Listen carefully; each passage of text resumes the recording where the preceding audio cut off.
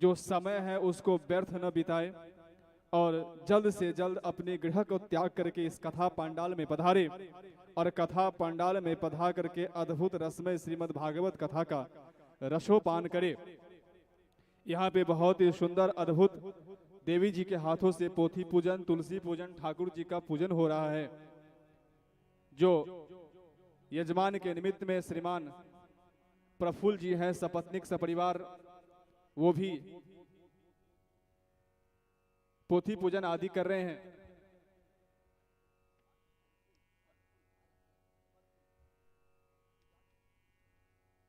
से दुर्लभ योग का हम सभी दर्शन कर पा रहे हैं। यम प्रव्रजंदमनुपेतमपेत कृत्यम द्वैपायनो विरह कातर आजुहाव पुत्रेति तन्मयतया तर्वोभिनेदुष तम सर्वभूत हृदय मुनिमान तोष्मि। भूर्भुवस्व भागवत नारायणाय नमः, बालकृष्णाय नमः, कृष्णाय वासुदेवाय देवकी नंदनाय च नंदगोपकुमाराय गोविंदाय नमो नमः। भूर्भुवस्व बालकृष्णाय नमो नमः, भगवती तुलसी देव्यै नमो नमः। बहुत ही सुंदर मंगलमय पोथी पूजन देवी जी व्यासपीठ पर आसीन हो रही है और श्रीमान यजमानों के द्वारा भी पोथी पूजन, देवी जी का पूजन। भूर्भुवस्वः पोथी नारायणाय नमो नमः, भूर्भुवस्वः शुकदेवाय नमो नमः। निगमकल्पतरोर्गलितं फलं शुकमुखादमृतद्रव संयुतं पिबत भागवतं रसमालयं मुहुरहो रसिका भुवि भावुकाः। भूर्भुवस्व भागवत नारायणाय नमो नमः, भगवती तुलसी देव्यै नमो नमः। गंधाक्षत पुष्पै संपूज्य यजमान पत्नी से आग्रह जो देवी जी को पुष्प की माला पहनाए और उनका अभिवादन करे। शेवंतिकावकुल चंपक पाटलाब्जै पुण्या गजादि करबील रसाल पुष्पै बिल्व प्रवाल तुलसी दल मंजरीभिः त्वां पूजयामि जगदीश्वर मे प्रसीद। भूर्भुवस्वः।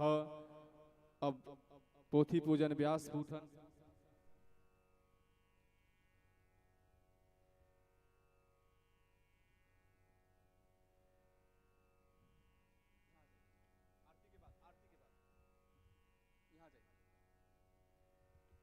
आइए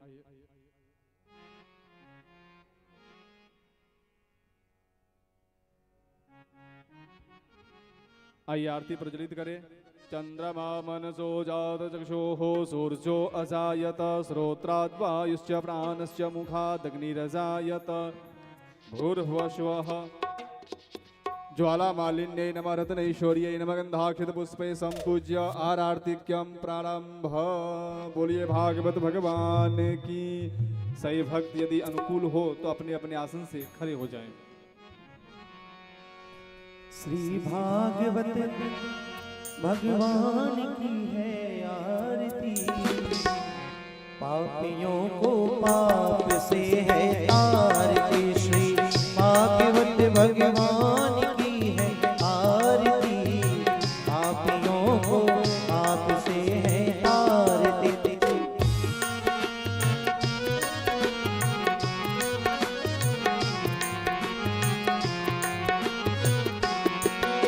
ये अमर ग्रंथ, ये मुक्ति पंथ, ये पंचम वेद निराला, नव ज्योति जगाने वाला।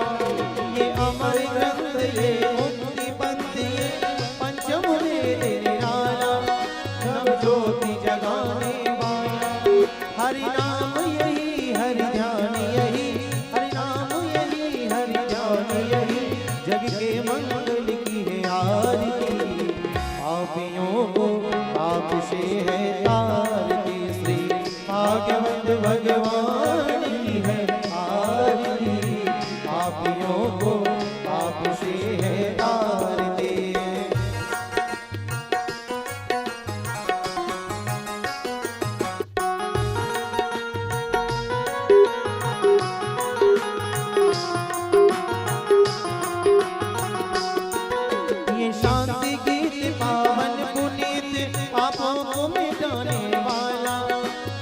दर्श कराने वाला, ये शांति गीत पावन पुनीत पापों को मिटाने वाला, हरि दर्श कराने वाला। है सुख करनी है दुख हरणी, है सुख करनी है दुख हरणी, श्री मधुसूदन की है आरती। पापियों को पाप से है तारती, श्री भागवत भगवान की है आरती। पापियों को पाप से है तारती।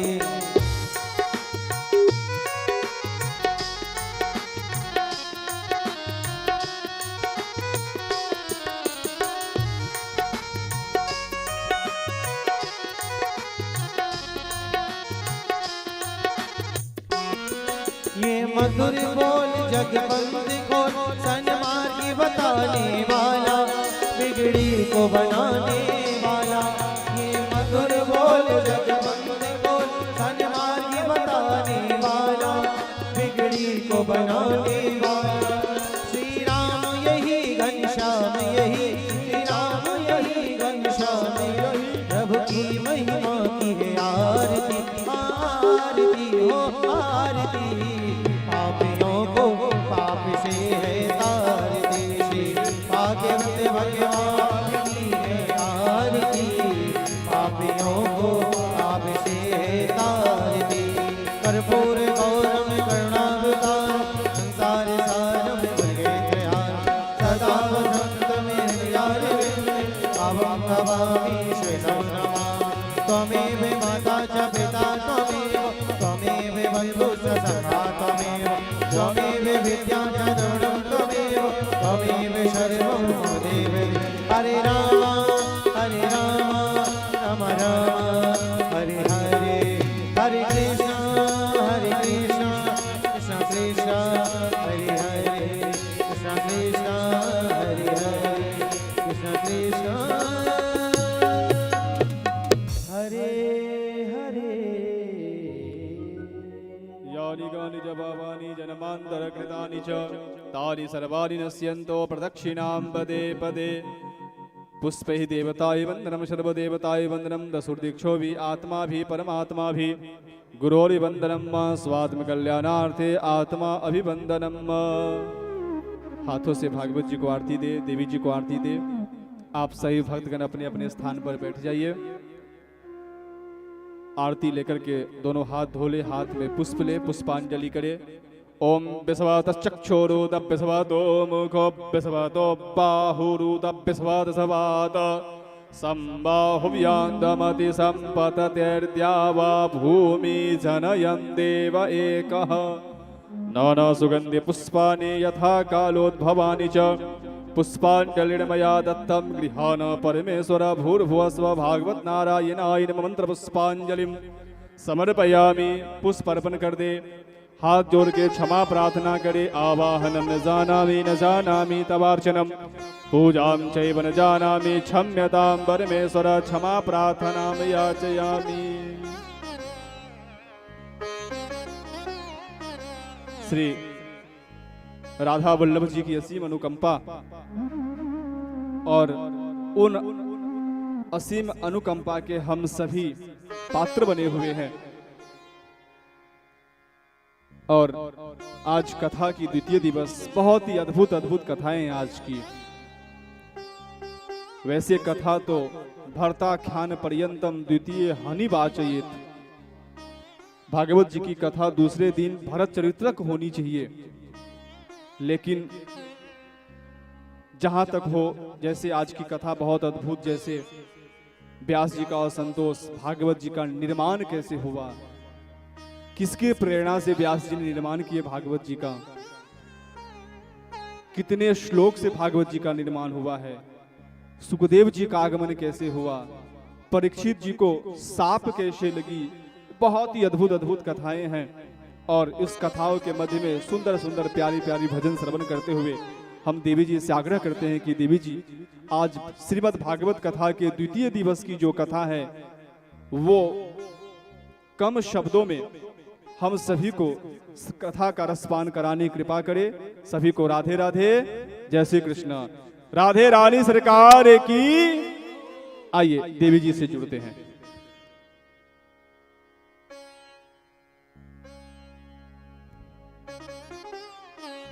राधे राधे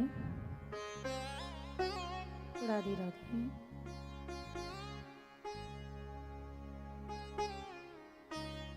राधे राधे।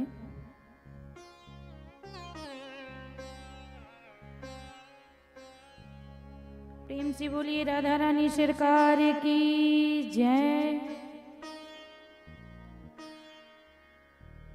ओम स्वस्ति श्री गणेशाय नमः। ओम स्वस्ति श्री सरस्वत्यै नमः। ओम स्वस्ति श्री गुरुचरण कमलेभ्यो नमः।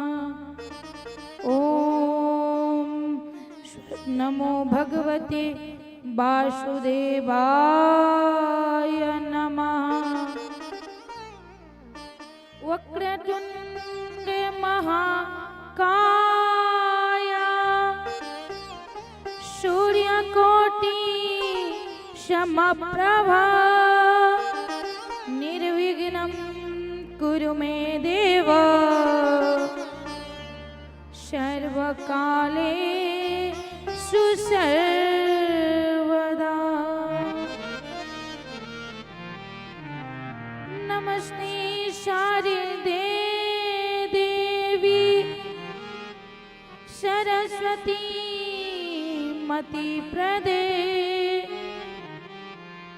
वशत्वं मम जिह्वाग्रे सर्वविद्या प्रदा भव। कृष्णं नारायणं वन्दे कृष्णं वन्दे व्रजप्रियं कृष्णं द्वैपायनं वन्दे कृष्णं वन्दे पृथासुतं।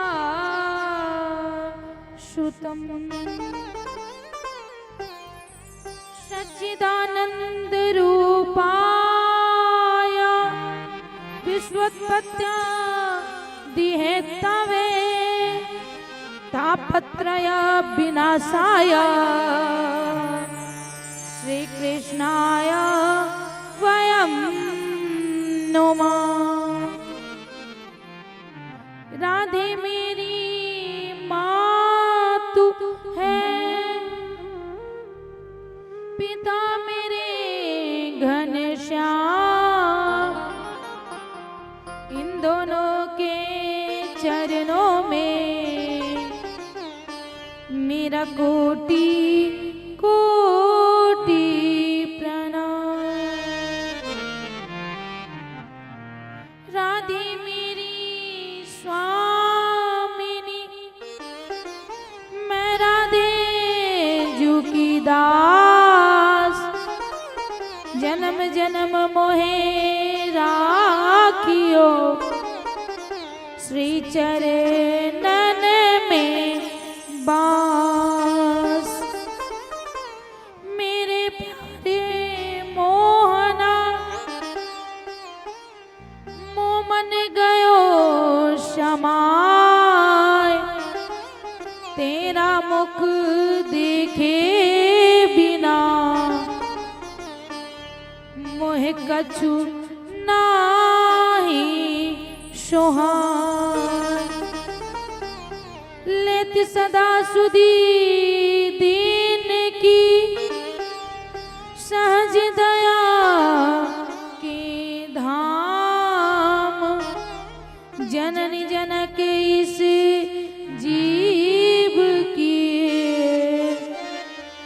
प्रभु श्री सीताराम। प्रेम से बोलिए रामचंद्र भगवान की श्री बांके बिहारी लाल की राधा रानी सरकार की। व्यास व्यास जी महाराज की, सुखदेव जी महाराज की जय। जय श्री राधे श्याम। आइए हमारे साथ अपने मन वाणी को पवित्र करने के लिए मीठी मीठी तालियों के साथ भगवान का संकीर्तन करते हैं। जय राधे राधे राधे जय गिरधर गोपाला। जय राधे राधे राधे जय गिरधर गोपाला। जय राधे राधे राधे जय गिरधर गोपाला। जय राधे राधे राधे जय गिरधर गोपाला। राधे राधे जय गिरधर गोपाला। जय राधे राधे राधे जय गिरधर गोपाला।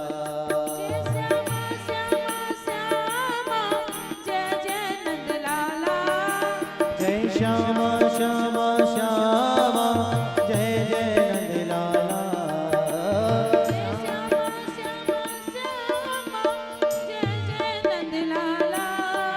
जय श्यामा श्यामा श्यामा जय जय नंदलाला।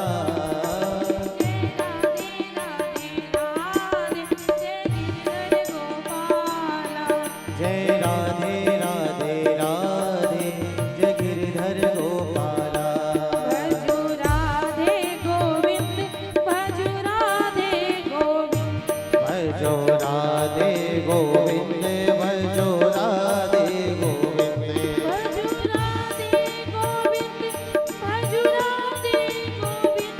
भजो राधे गोविंद भजो राधे गोविंद। जय राधे राधे राधे जय हर गोपाला। जय राधे राधे राधे जय गिरधर गोपाला।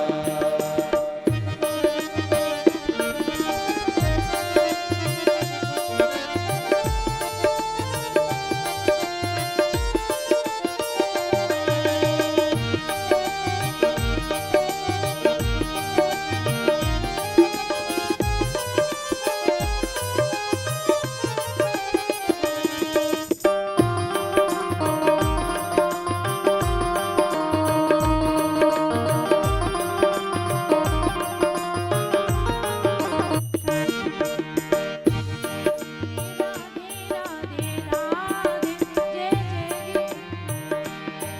जय राधे राधे राधे जय गिरधर गोपाला।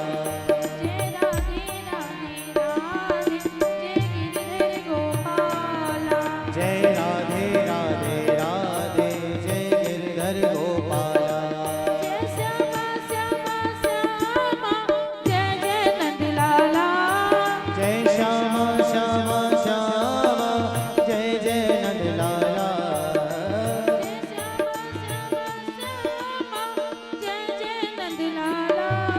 जय श्यामा श्यामा श्यामा जय जय नंदलाला। भजो राधे गोविंद भजो राधे गोविंद। भजो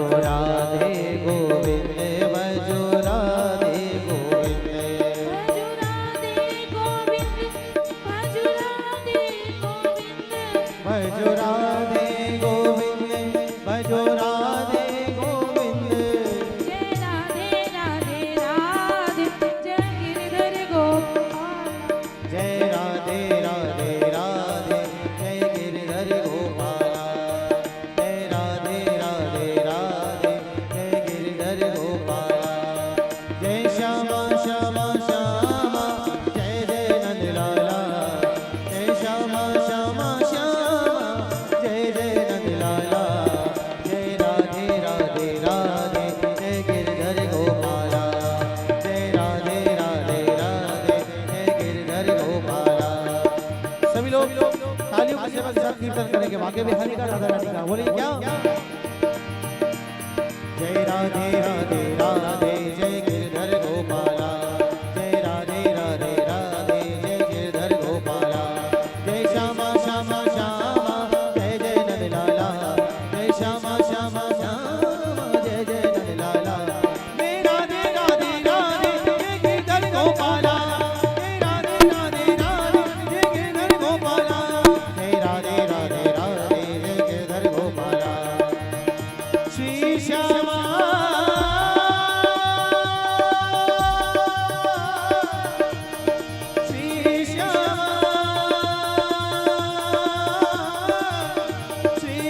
श्यामा श्री श्यामा श्री श्यामा।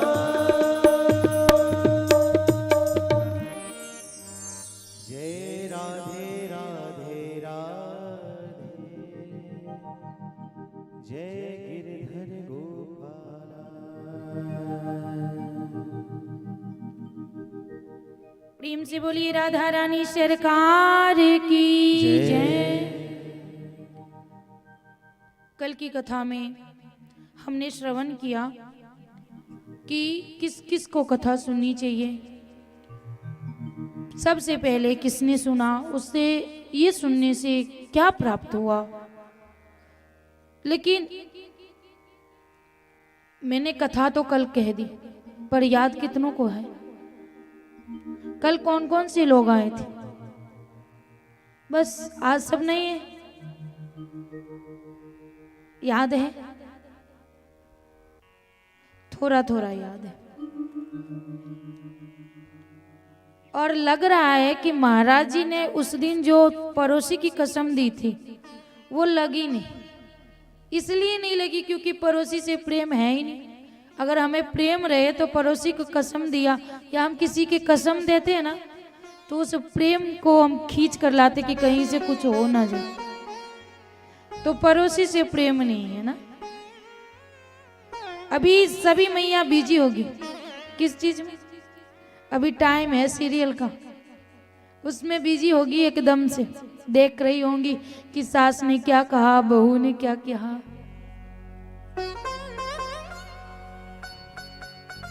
ये सब तो यहीं रह जाएगा, कुछ लेके जाने वाले नहीं। अगर हम यहाँ आ करके, कल लास्ट में महाराज जी ने छोटी सी कथा कही थी कि वो सेठ जी ने कथा भी नहीं सुनी, लेकिन तो भी उन्हें फल मिल गया। तो हमें अगर मन नहीं लगता तो आकर बैठ तो सकते हैं।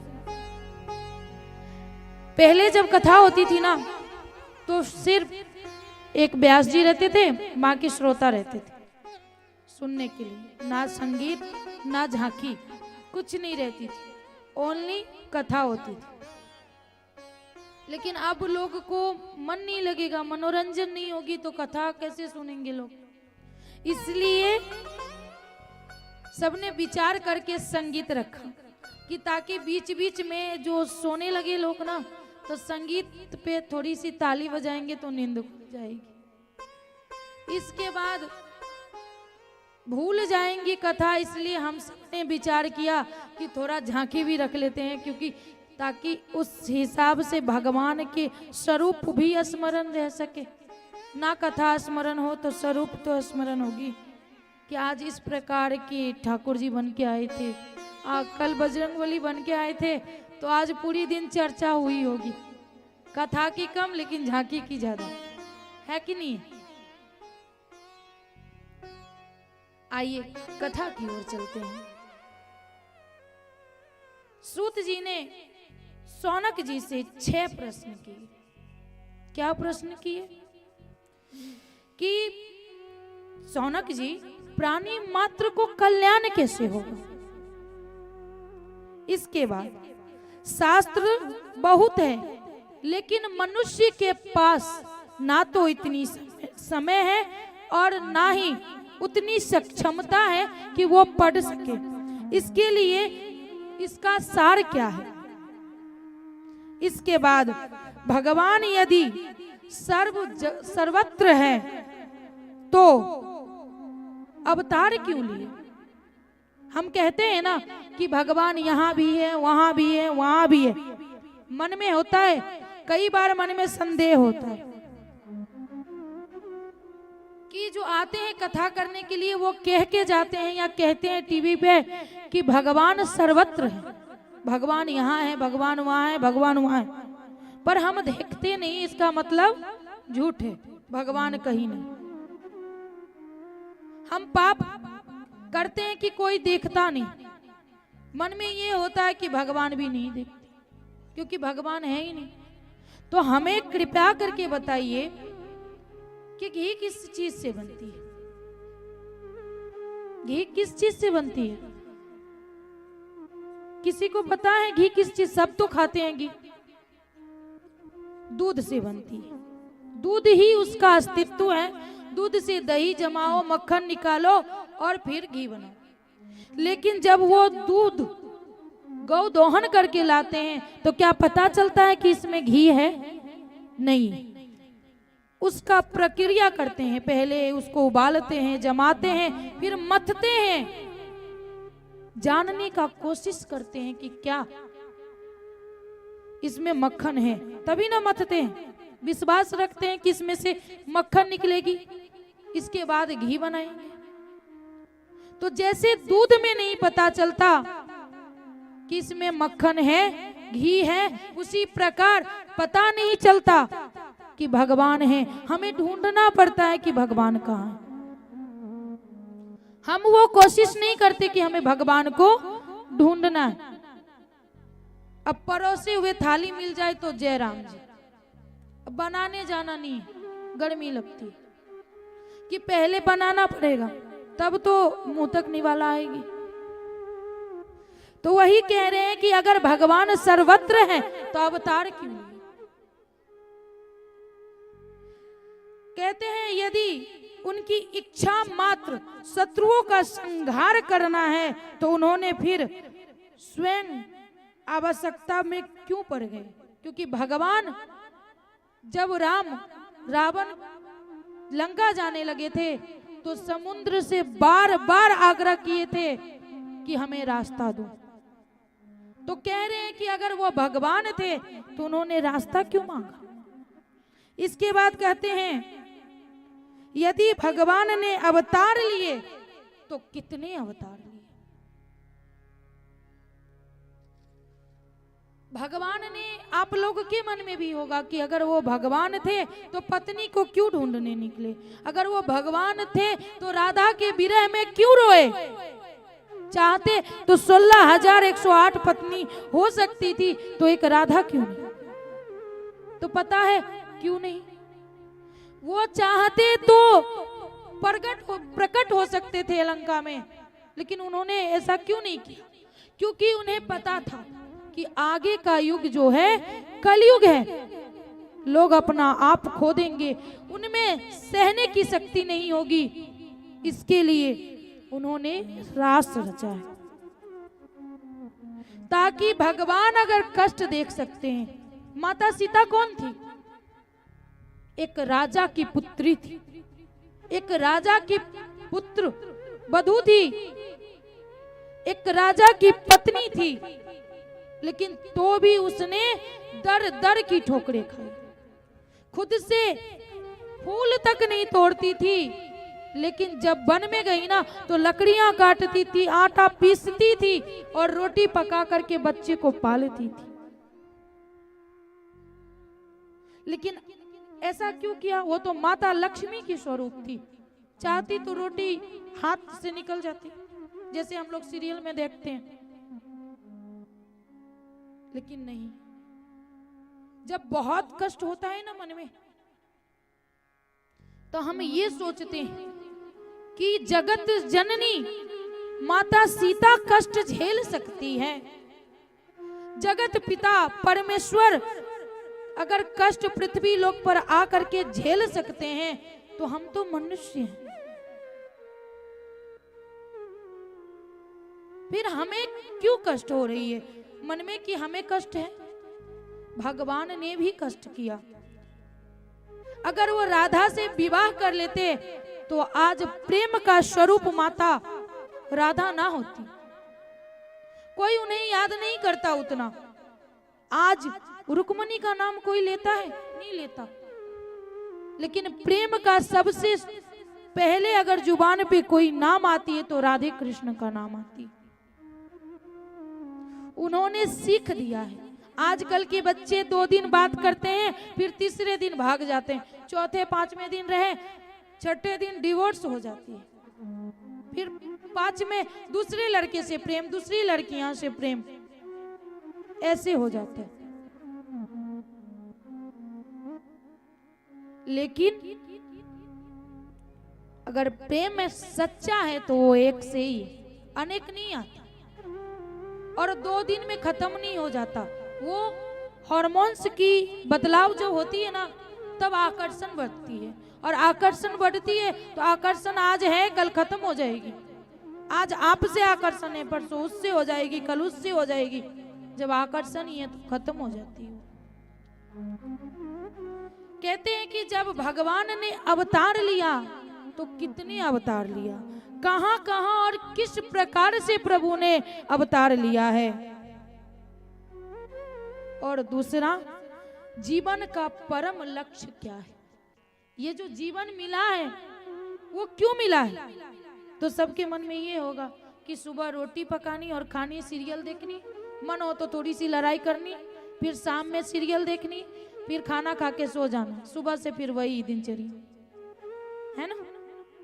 नहीं, हमने जो जन्म लिया है 84 लाख योनि के बाद हमें मनुष्य योनि मिला है।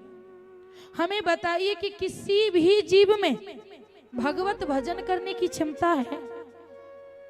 गाय करती है, भैंस करती है, पेड़ पौधे करते हैं, जल में मछलियां करती है क्या? नहीं करती, क्योंकि उतनी सक्षमता नहीं है उनके अंदर। ये योनि इसलिए हमें मिला ताकि हम भगवान का भजन कीर्तन करके इस 84 को छोड़ करके भगवान के धाम जाएं। पर हम आते आते भूल जाते हैं। आगे की कथा में हम बताएंगे कि जब हम माँ के गर्भ में रहते हैं तो भगवान से काय वादा करते हैं, क्या क्या वादा करते हैं कि हम पृथ्वी लोक पर आकर के क्या करेंगे, और समय आते ही भूल जाते हैं।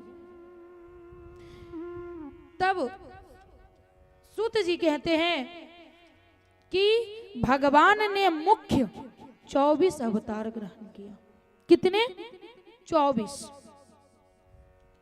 पहले अवतार उन्होंने अब 24 अवतार लिए, तो इसमें कितने हैं? अंशावतार, अवेशा अवतार, कला अवतार, पूर्वातार अवतार, कई अवतार ऐसे हैं। प्रभु ने पहले अवतार में कौमार्ग सर्ग में सनक, सनंदन, सनातन और सनत कुमार के रूप में अवतरण लिए। यही है वो सनकादि ऋषि जो 4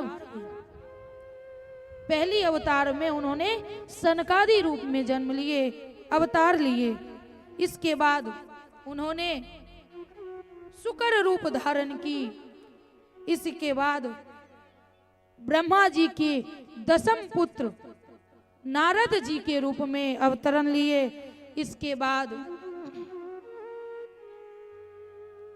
उनका चौथा अवतार है नर नारायण। नर नारायण धर्म की पत्नी मूर्ति के गर्भ से उन्होंने नर नारायण के रूप में अवतार लिए। 5वां अवतार है उनका कपिल देव जी के रूप में। बोलिए कपिल देव जी महाराज की जय। इसके बाद अनसुईया, माता अनसुईया के वर मांगने पर 6ठे अवतार में अत्रि की संतान दत्तात्रेय हुए। इसके बाद 7वीं अवतार में रुचि प्रजापति की आकुति नामक पत्नी से यज्ञ के रूप में प्रकट हुए। ये वही यज्ञ है जो हम करते हैं, हवन पूजा, वो यज्ञ भगवान स्वयं नारायण है। इसके बाद 8वां अवतार उन्होंने ऋषभ देव के रूप में अवतरित हुए। 9वें अवतार में राजा पृथु के रूप में अवतार ग्रहण किया। आज जो देख रहे हैं औषधि, पेड़ पौधा, सब्जियां, फल, सब ये राजा पृथु का देन है। पहले कुछ नहीं था, लेकिन जब राजा पृथु भगवान स्वयं पृथु के रूप में आए तब ये सब हमें इस पृथ्वी लोक पे मिला। इसके बाद उन्होंने 10वीं अवतार में मत्स्य के रूप में 10वां अवतार ग्रहण किया। मछली का रूप भी नारायण का अवतार है, लेकिन वो भी हम उनको भी नहीं छोड़ते खाने में, वो तो चाहिए। है कि नहीं? कई ऐसे सवाल कर देते हैं हमसे कि अगर हम उनको नहीं खाएंगे ना तो दीदी माँ वो हमें खा जाएंगे, इसलिए हम लोग उसको समाप्त करते हैं। आगे की कथा में आएगी ये भी। इसके बाद 12वें अवतार में धन्वंतरी देवी के रूप में समुद्र से अवतरित हुए। जिस धन्वंतरी देवी कौन? जिस धनतेरस की रात जो माता को हम पूजा करते हैं ना, वो स्वयं नारायण है, वो भगवान है धन्वंतरी देवी। इसके बाद 13वें अवतार में उन्होंने मोहिनी रूप ग्रहण किया। तब जब समुद्र मंथन में शराब और अमृत मिली थी, तो जब अमृत परोसने लगे तो दैत्यों ने अमृत का घड़ा छीन लिया देवतागण से। तब भगवान ने मोहिनी रूप धारण करके दैत्यों को मोहित करके वो अमृत का कलश अपने हाथ में लिया और पूरे देवतागण को पिलाया। तो मोहित कौन होता है? दैत्य, भगवान नहीं। अगर भगवान मोहित होते तो देवतागण मोहित हो जाते। मैं क्या कह रही हूं समझ में आ रही है ना? आजकल हम लोग दैत्य हैं जो किसी पे मोहित हो जाते हैं। इसके बाद 14वें अवतार में उन्होंने नरसिंह रूप अवतार करके अपने भक्त प्रहलाद की रक्षा की थी। बोलिए नरसिंह भगवान की जय। इसके बाद जब दैत्यगण ने देवता से उनका इंद्रासन छीन लिया था, तब 52 के रूप धारण करके भगवान ने 15वां अवतार 52 भगवान का लिया। 16वें अवतार में परशुराम के अवतार में वो अवतरित हुए। जब उन्होंने देखा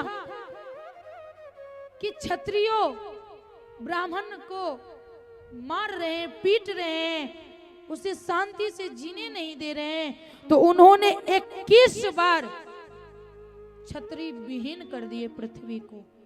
सारे क्षत्रियों को नहीं मारे, जो ब्राह्मणों को परेशान करता था। नहीं तो राम जी भी क्षत्रिय हैं। 21 बार उन्होंने सारे क्षत्रियों को मार दिया। इसके बाद 17वें अवतार में सत्यवती के गर्भ से पराशर जी के द्वारा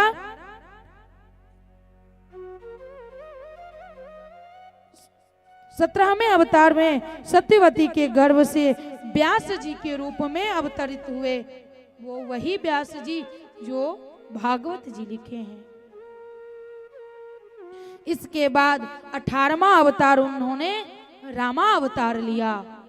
इसके बाद 19वीं और 20वीं अवतार में कृष्ण और बलराम के रूप में प्रकट हुए।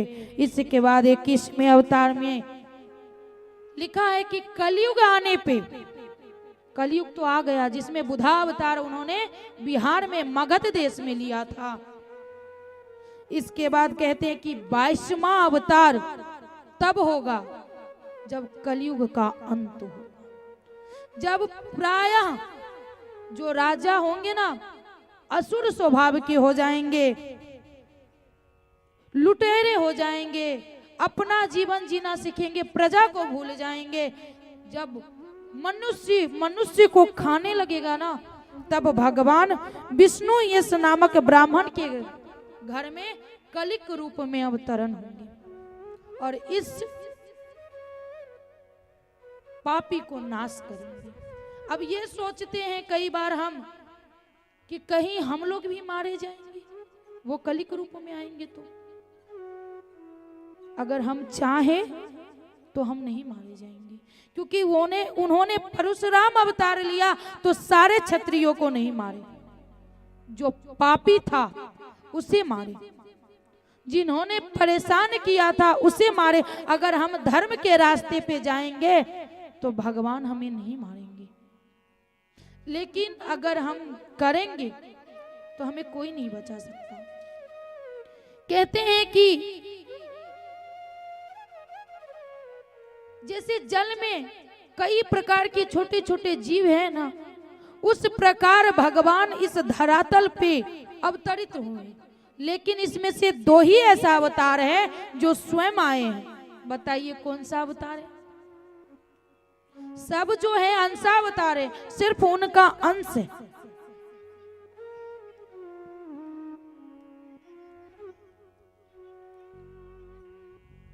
बच्चे को थोड़ा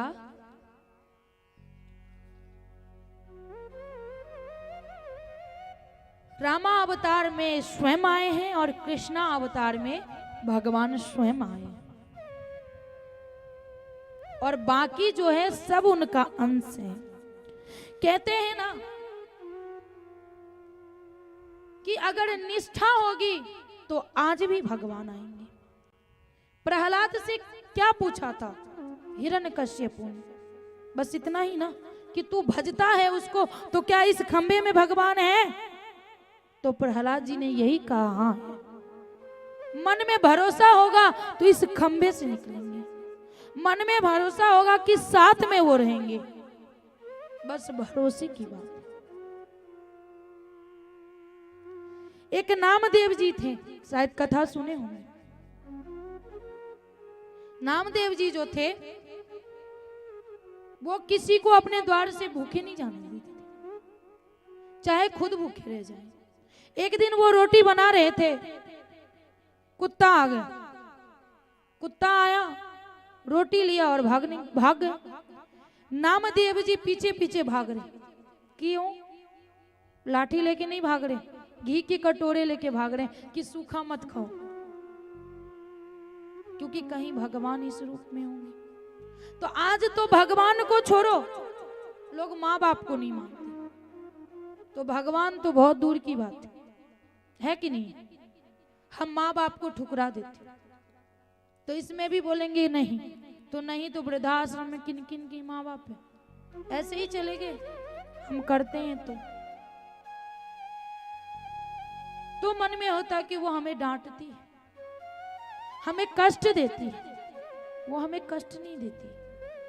उन्होंने वहां से जीवन स्टार्ट किया है जहां से एक एक दाने के लिए लोग तरसते हैं, और आज हम फेंकते हैं ना तो उन्हें बुरा लगता है। हम एक्स्ट्रा खर्च करते हैं ना तो उन्हें बुरा लगता है कि कहीं बाद में कुछ कमी ना हो जाए, इसलिए वो हमें संभालते हैं, तो हमें बुरा लगता है। आइए भगवान का छोटा सा भजन करते हैं, पुनः कथा की ओर चलेंगे। हर सांस में हो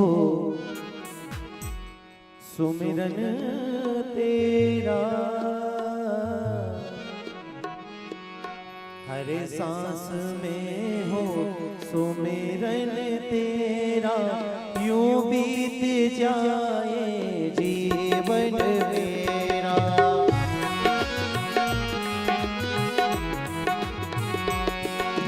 हर सांस में हो सुमिरन तेरा, यूं बीत जाए जीवन मेरा। तेरी पूजा करते बीते, तेरी पूजा करते बीते सांझ सवेरा, यूं बीत जाए जीवन मेरा। हर सांस में हो सुमिरन तेरा, यूं बीत जाए जीवन मेरा।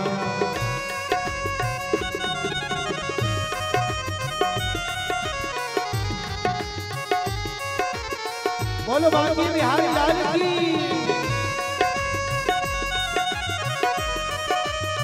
श्री हरि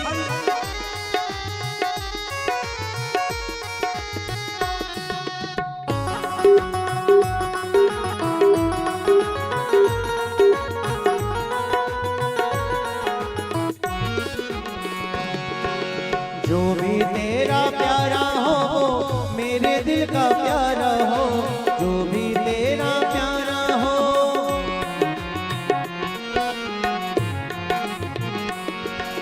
जो भी भी तेरा प्यारा हो, मेरे दिल का प्यारा हो, मेरे सर का ताज मेरी आंखों का तारा हो, मेरे सर का ताज मेरी आंखों का प्यारा हो। सब में निहारूं रूप सुनहरा, सब में निहारूं रूप सुनहरा, यूं बीत जाए जीवन मेरा, हर सांस में हो सुमिरन तेरा, यूं बीत जाए जीवन मेरा। आधे बोलो बाके बिहार लाल की।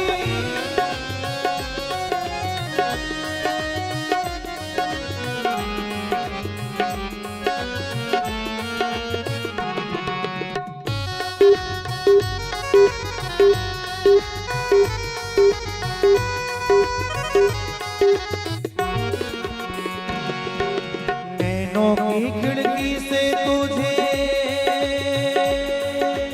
ओ,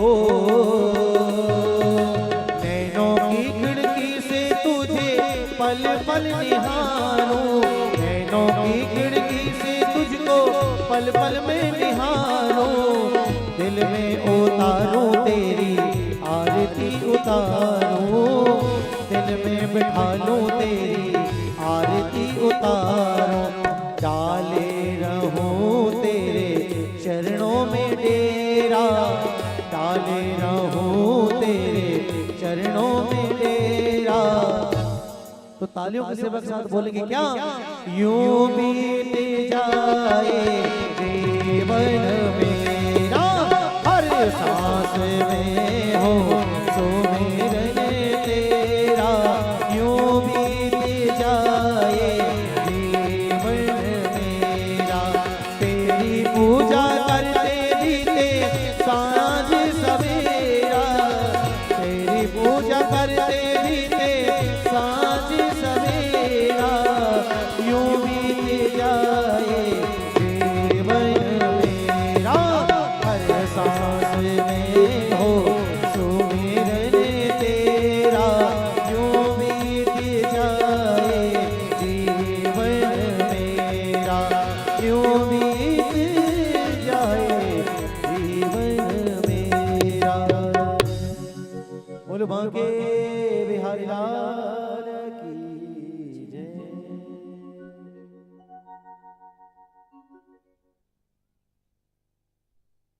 अब की कथा में हम ये बताएंगे कि भागवत जी कहाँ से आए, किसने लिखा।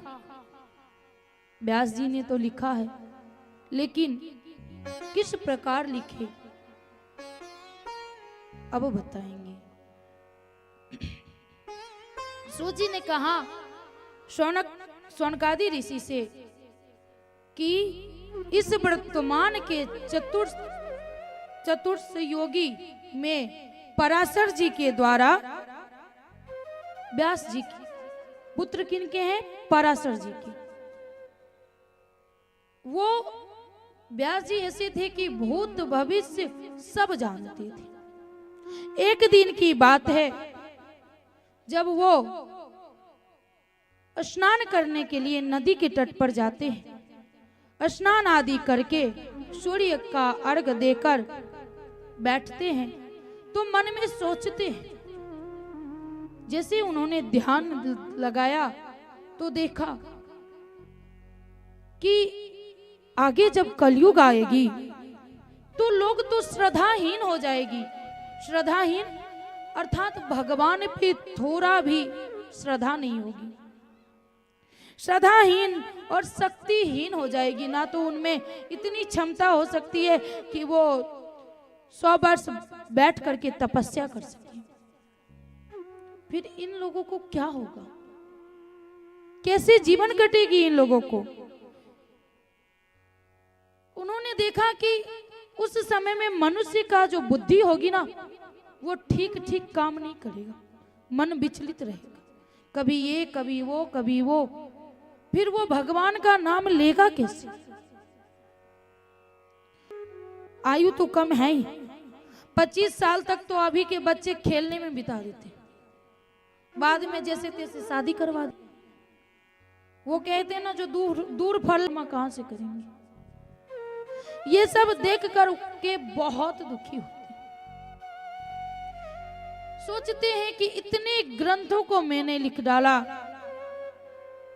उन्होंने सोचा कि इतने ग्रंथ, एक वेद का उन्होंने 4 वेद कर दिए, 6 उपनिषद लिखे, एक महाभारत लिख डाली, लेकिन तो भी उनके मन में संतुष्टि नहीं। बैठे हुए थे, उसी समय नारद जी का आगमन होता है। नारद जी पूछते हैं कि ऋषिवर, आपका मन खिन्न क्यों है? कहा, मन खिन्न क्या बताऊं नारद जी, मैंने सब कुछ लिख डाला, लेकिन मन में शांति नहीं मिल रही। हम ये सोच रहे हैं कि आगे के लोग जिएंगे कैसे। तब नारद जी कहते हैं कि क्या आपने भगवान की बाल लीला की वर्णन की है? कहा, नहीं, वो तो हमने नहीं किया। नारद जी कहते हैं कि हम आपको वो बताते हैं जो भगवान हमारे पिताश्री को बताया था। भागवत जी अपने मुख से कहां से आई? भगवान नारायण ने स्वयं ब्रह्मा जी को सबसे पहले ये बात कही। ब्रह्मा जी ने अपने मानस पुत्र नारद जी को कहा, और नारद जी आकर के आज व्यास जी महाराज से कह रहे हैं कि 4 श्लोक हमें हमारे पिताश्री ने दिया है, वो आप ले लो, और उसमें भगवान की बाल लीला का भी वर्णन हो जाएगी। व्यास जी ने ले लिया। उस 4 श्लोक को उन्होंने 18,000 श्लोक में बांटा। सोचो कितने में भगवान ने दिया था? बस 4 श्लोक। हो कितना गया? 18,000 श्लोक। अब 18,000 श्लोक लिखा कौन? अब वो सोचे कि इतना लिख पाऊंगा नहीं, तो लिखेगा कौन? तब नारद जी कहते हैं कि ये गणपति जी से आग्रह करें, गणेश जी से, वही ऐसा कर सकते हैं। व्यास जी ने गणेश जी को ध्यान किया, बुलाया। गणेश जी कहते हैं कि लिख तो दूंगा मैं, लेकिन जब आप रुक जाएंगे वहीं हम छोड़ देंगे। तो पता है व्यास जी क्या करते थे? व्यास जी उतना डोज दे देते थे कि वो लिखते रहते थे, लिखते रहते थे, लिखते रहते थे। तब तक वो स्नान आदि, पूजा पाठ, संध्या वंदन सब कर लेते थे। जब आते थे तो गणेश जी लिखते ही रहते थे। इस प्रकार कहा किसने? नारायण ने ब्रह्मा जी को। ब्रह्मा जी ने अपने मानस पुत्र को, मानस पुत्र नारद जी को, नारद जी व्यास जी को कहा, और व्यास जी गणेश जी के द्वारा लिखवाए। तो ये 18,000 श्लोक गणेश जी स्वयं अपने हाथों से लिखे हैं। इसके बाद वो समय आती है, व्यास जी को कहते हैं नारद जी कि एक बात बताता हूं कि जब मैं बाल्यावस्था में था, तब 4 मास, चौमासे बोलते हैं जिसे, तो जितने संत लोग होते हैं ना, चौमासे करने के लिए कहीं तीर्थ में चले जाते हैं, नहीं तो वन में चले जाते हैं। व्यास जी को सुना रहे नारद जी कि जब मैं बाल्यावस्था में था तो चौमासे करने के लिए कुछ संत लोग आए हमारे गांव में। मेरी माँ जो थी वो सेवा करती थी, उनका भोजन बनाना, पूजा का बर्तन धोना, फूल तोड़ कर लाना, इत्यादि इत्यादि जो संतों का काम होता है वो उनकी माताएं करती थी। कहते हैं नारद जी की माँ को मदद करने के भाव से मैं भी कुछ कुछ कर देता था। सोचो, अभी नारद जी किनका पुत्र? ब्रह्मा जी का पुत्र, लेकिन उस समय वो दासी का पुत्र थे।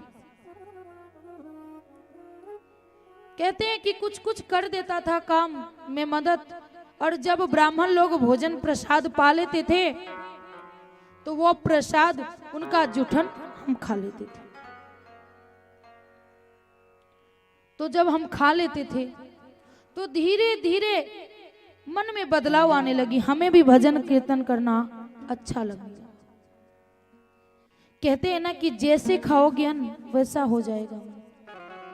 तब हम पीते हैं मदिरा, तुम्हारे बच्चे उसी गिलास में पानी पीते तो उनकी भी दिमाग घूम जाती है बाप के जैसे।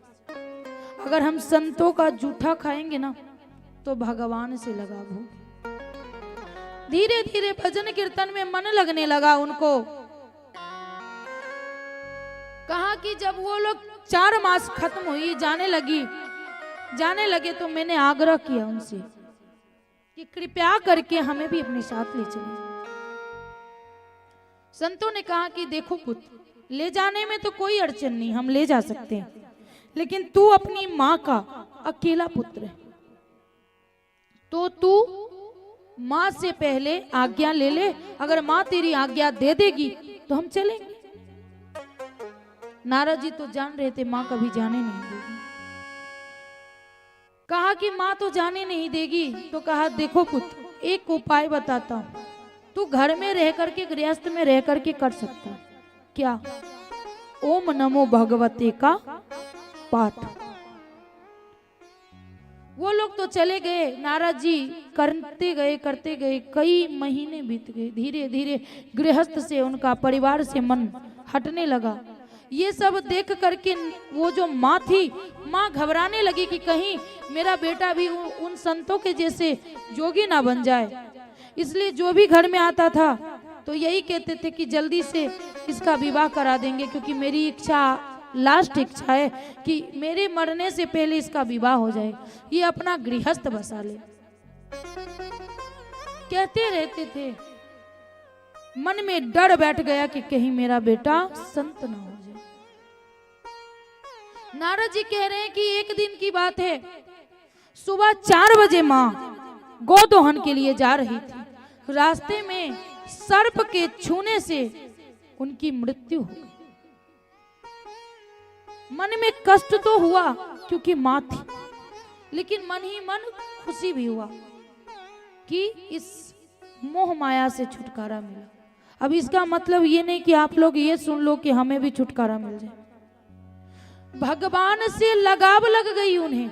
अगर जिस दिन हमें ठाकुर से प्रेम हो जाएगा ना, तो दुनिया वाले फीके दिखने लगते। अगर हम पनीर की सब्जी खा लेना तो सेव टमाटर की सब्जी हमें नहीं जमती। तो अगर ठाकुर जी मिल जाएंगे तो ये दुनिया वाले कोई काम के नहीं। लोगों को दिखाने के लिए कह रहे हैं कि हमने थोड़ा सा रोया, माँ का दाह संस्कार करके उत्तर दिशा की ओर चल दिया। जाते जाते वन आ गई, भूख और प्यास लग गई। नदी में आचमन करके जल पिया, ऊंचे स्थान पे बैठा, थोड़ा आंखें मूंद करके भगवान को ध्यान किया। जैसे ही ध्यान किया कि छोटी सी झलक दिखती है। किनकी? ठाकुर जी। जैसे ही दिखती है कि क्षण से आंखें खोलते हैं कि कहीं वो दिखेंगे, फिर आंखें बंद करते, कुछ नहीं। वो बार बार कोशिश करते हैं, ऐसा नहीं होता है। आकाशवाणी होती है कि हे पुत्र, तू इस नयन से मुझे नहीं देख सकता, इसके लिए तुझे तप करना पड़ेगा, और तू जब मेरे धाम आएगा ना, तब तू मुझे देख सकता है। तो किसी चीज की अगर चाहत हो पाने की, तो और कोई चाहत नहीं रहती। लग गए उसमें। कह रहे हैं कि दिन रात वही भगवान का, कभी मन हुआ तो जल पिया, मन हुआ तो कुछ मिल गया तो खा लिया, नहीं तो भगवान का ध्यान। कई वर्ष बीत गया ऐसे करते करते। इसके बाद एक रात्रि की बात है, खूब जोरों की बारिश होने लगी। जोर जोर से बिजली चमक रही है और उसी में वज्रपात होता है। नारद जी जो बालक रूप में थे, वज्र गिरता है उनके शरीर में, उसी क्षण शरीर शांत हो जाता है और ये आत्मा परमात्मा के धाम चला जाता है। तब कह रहे हैं कि इसके बाद जब भगवान के धाम गए तो जब सृष्टि का विस्तार होने का समय आया ना, तब मैं ब्रह्मा जी का मानस पुत्र बन के विचरण करने लगा। कौन थे? दासी का पुत्र थे। हम क्या करते हैं? भेदभाव। जो ये शूद्र जाति का है, हम ब्राह्मण है, ये वैश्य है, क्षत्रिय है, ये शूद्र है। लेकिन सत्य बात बताऊं, भगवान ने बांट करके नहीं भेजा। भगवान तो सोचेंगे किसने बांटा, तो भगवान ने काम बांटा था। जैसे हमारे 4 बच्चे होते हैं तो हम बता देते हैं ना कि एक बर्तन धो लेना, दूसरा गैस साफ कर लेना, तीसरा घर का पोछा लगा लेना, चौथा झाड़ू लगा लेना। तब तक मैं मार्केट से आती हूँ। कहते हैं कि नहीं कहते? अगर बाई नहीं है घर में तो भगवान के जब ये 4 संतान हुए ना, तब भगवान ने एक काम बांट दी कि तू ब्राह्मण को दे दिया कि तू पूजा पाठ करना, क्षत्रियों को दिया कि तू रक्षा करना, और जो वैश्य थे उन्हें बताया कि तू अन्न को उपजाना, ताकि भोजन भी तो चाहिए। इसके बाद जो शूद्र बचे उसे काम पे सौंप दिए कि तू झाड़ू पोछा बर्तन जो हो वो तू कर लिया कर। उस बात को हमने मान लिया कि ये शूद्र है, इसके हाथ से हम पानी नहीं पिएंगे। हम बड़े तो हम बड़े। भगवान राम कौन थे? क्षत्रिय। भगवान कृष्ण कौन थे? यदुवंशी थे, ब्राह्मण थे। आज ब्राह्मण कह करके हम ढिंढोरा पीटते हैं, हम ब्राह्मण। लेकिन उस ब्राह्मण का कपड़ा उतारो ना तो जनेऊ नहीं रहता, बिना जनेऊ का चलता है। जिस जनेऊ के लिए उसके माता पिता कई हजार लाख पैसे खर्च करते हैं, उसका पुत्र जनेऊ नहीं पहनता,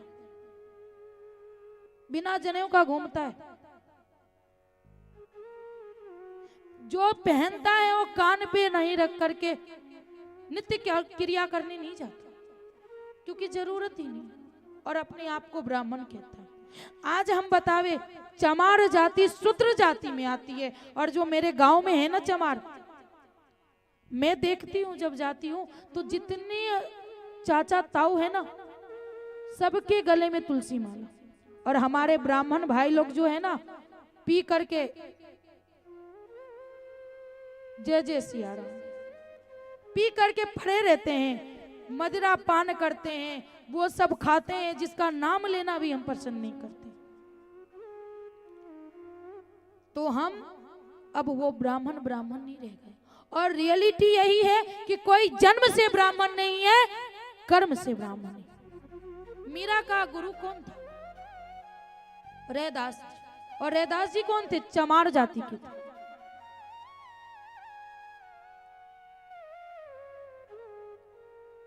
हमें जो शिक्षा मिली है ना शुरुआत से संस्कृत के, वो भी गांव के ही हमारे गुरुजी हैं। आज भी हमारे इधर पासवान बोलते हैं, दुसाध जाति, लेकिन वो संस्कृत हमें पढ़ाते थे, हमें व्याकरण पढ़ाते थे। आज भी जाते हैं तो चरण छूते हैं, क्योंकि हम उन्हें नहीं, उनके ज्ञान को छूते हैं। कई बार हमें मना किया गया कि ये शूद्र जाति के, पर हमारे माता पिता ने कभी नहीं कहा कि बेटा ये शूद्र जाति की। कहा कि इन्होंने जहां से तुम्हें ज्ञान मिला वही तेरा गुरु है। तो आज लोगों के मन में ये हो गया है कि हम ब्राह्मण, हम क्षत्रिय, हम शूद्र, लेकिन नहीं। अगर हम अपनी बात कहें तो हम उस शूद्र के घर में भोजन करना पसंद करते हैं जो तुलसी के माला पहनता है, लेकिन उस ब्राह्मण के घर में भी नहीं खाना पसंद करते हैं जो कहता है कि हम नहीं खाते हैं लेकिन खाते सब कुछ। बात को अन्यथा ना ले, क्योंकि ये सत्य है। असत्य तो थोड़ा सा लगता ही है। कहा गया कि मिर्ची कब लगती, जब सत्य बोलते तब मिर्ची लग जाती। तो कईयों को बुरा लगेगा कि हमें हमारी बुराई करते। हम भी ब्राह्मण हैं, लेकिन हम ब्राह्मण नहीं समझते, हम सनातनी हैं। हम अपने धर्म का रक्षा करेंगे। मुसलमान में भी होता है 4 जात 5 जात जो होता हो, लेकिन कभी मुसलमान कहता है कि हम इस जाति के हैं। पर हिंदू सिर्फ बांटता है कि हम ब्राह्मण, हम ये, हम वो। इसके लिए जब 4 चूल्हा जलती है ना, उस घर में बचत नहीं होती। कैसे होगी 4 चूल्हा जल रही है? तो आज हम लड़ते हैं, क्यों? अपने आप से लड़ते हैं।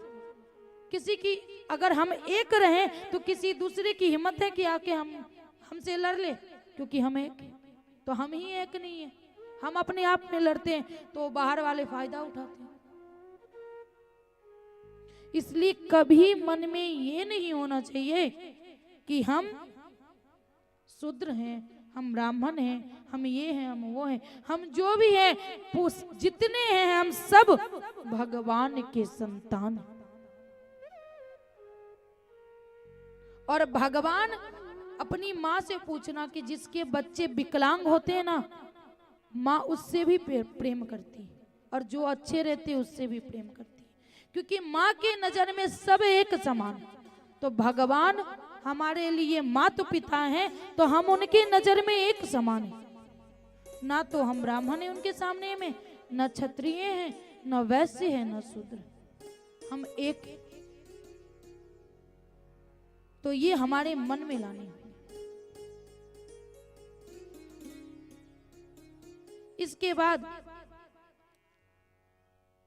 एक समय की बात है कि जब युद्ध समाप्त हो चुका था, महाभारत की युद्ध समाप्त हो चुकी थी, तब सूत जी कहते हैं, ऋषियों, उस समय की बात है जब महाभारत की युद्ध समाप्त हो गई थी और अश्वत्थामा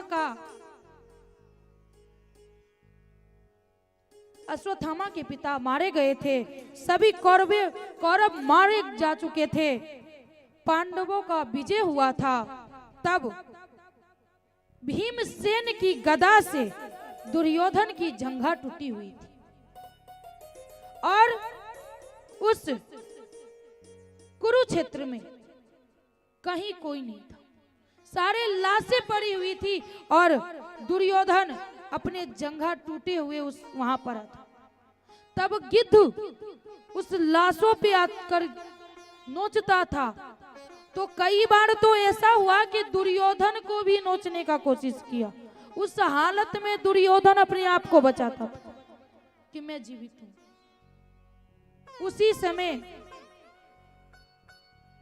अश्वत्थामा का आगमन होता है। अश्वत्थामा अपने स्वामी की ये दशा देख करके कहता है कि ये दशा जो आपकी हुई है ना, ये सिर्फ आपकी वजह से हुई, क्योंकि आपने सेनापति ही गलत को चयन कर लिया। वो जो करण था उसको क्यों चयन किया? काश हम बने होते सेनापति तो ये हालत नहीं होती आपकी। कोई बात नहीं, हम दिखावा करने लगते हैं ना कई बार, तो दिखावा करने के चक्कर में गलत कर देते हैं। उन्होंने सोचा कि ऐसा कुछ करते हैं कि हमारे स्वामी खुश हो जाएंगे, अब तो कोई बचा नहीं और राजपाट हमें मिल जाएगी। ये सोच करके अश्वत्थामा ने, रात्रि की समय थी और जहां पांडव रुके थे उस शिविर में घुस जाता है। उसे लगता है कि पांडव सोया हुआ है और उसने पांडव और द्रौपदी की जो 5 पुत्र थे उसे सर धड़ से अलग कर देता है। एक बर्तन में रख करके, एक टोकरी में रख करके उसका सर लाता है। उस समय वो लोग कहाँ गए थे? भोजन करने के बाद भ्रमण कर रहे थे, घूम रहे थे। ये टोकरी में रख करके दुर्योधन के पास आए। दुर्योधन को कहा कि मैंने पांडवों को मार दिया, जो आप लोग ने नहीं कर पाए वो सब मैं कर दिया। कहा ऐसा? टोकरी में से जैसे ही कपड़ा हटाते तो देखते अरे ये तो पांडव नहीं, पांडवों का पुत्र है। कहते कि तूने ये क्या कर दिया, वंशहीन बना दिया, बीजहीन बना दिया तूने। अगर मैं मर जाऊंगा तो हम लोग को पानी कौन देगा, कोई नहीं बचा जो पानी तक दे हम लोगों को। तूने ऐसा क्यों किया।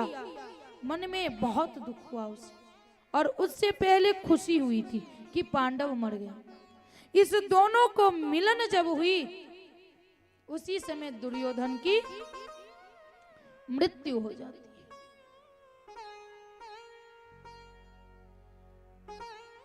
अब मृत्यु उस समय क्यों हो जाती है, ना किसी ने मारा और ना ही कुछ हुआ, तो ये मर क्यों गया। समय जब वो बाल्यावस्था में था तब उसने ऋषि संतों को, वो तो था ही, परेशान करता था। भगवान की मूर्ति ले आना, पूजा के बर्तन ले आना, हवन का सामान लेकर के आना और नदी में फेंक देना। जब आते थे वो लोग तो ये हंसने लगता था जोर जोर से कि मैंने फेंक दिया, और डांटने थे तो जोर जोर से रोने लगता था। इसी को देख करके दुर्वासा ऋषि ने श्राप दे दिया कि दुर्योधन जा, जिस दिन एक समय में तू हंसेगा और रोएगा उसी क्षण तेरी मृत्यु हो जाएगी। इस दोनों की मिलाव की वजह से दुर्योधन की मृत्यु हो गई। जब पांचों पांडव और भगवान कृष्ण और द्रौपदी आती है अपने शिविर में तो देखती है खून की नदियां कहां से बह रही। मन डर जाता है कि क्या हुआ, कैसे हो गया ये सब। दौड़ते हुए जाती है, कंबल हटाती तो किसने किया ऐसा। जोर जोर से माता रोने लगती है। अगर किसी का पुत्र को कुछ हो जाए तो क्या सहन होता है। हमारे इधर कहा जाता है कि शीत की आग बुझ जाती है लेकिन कोख की आग कभी नहीं बुझती। अगर पति को कुछ हो जाए तो बच्चे में जब बिजी हो जाते हैं ना तो बुझ जाती है, लेकिन जब बच्चे को कुछ हो जाए तो वो आग कभी नहीं बुझती। जब तक जीवित रहते हैं माता घुट घुट के जीती है। वो दर्द किसी को सहन नहीं होता। रोने लगती है। पांचों पांडव, अर्जुन कहता हम नहीं छोड़ेंगे, भीम कहता हम अपनी गदा से जिसने भी किया होगा उसे हम छोड़ेंगे नहीं। कहते हैं कि तब तक शांति नहीं लूंगा जब तक तू उसके खून से अपने बाल को ना धोए, जब तक तू उसके लाश पर रख करके स्नान ना करेगी तब तक मैं शांत नहीं बैठने वाला। बहुत दुखी हो जाते हैं। कहते हैं अर्जुन कि माधव किसने किया होगा ऐसा। तब ध्यान आता है कि सब तो गया ही, एक अश्वत्थामा बचा है, उसी का कारनामा। रथ पे सवार होते हैं, सारथी भगवान बनते हैं।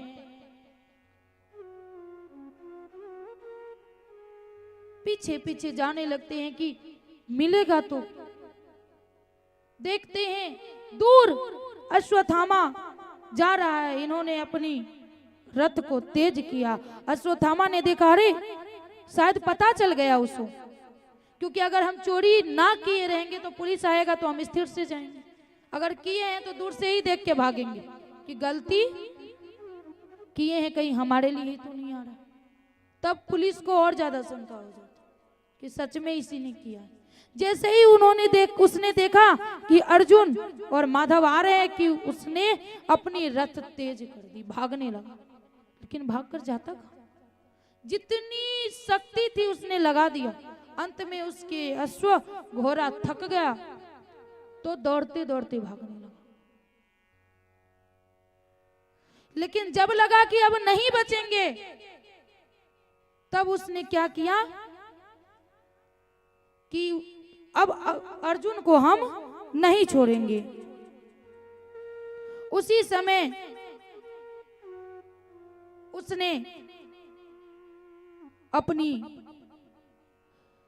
मन को शांत कर और बाण छोड़ा।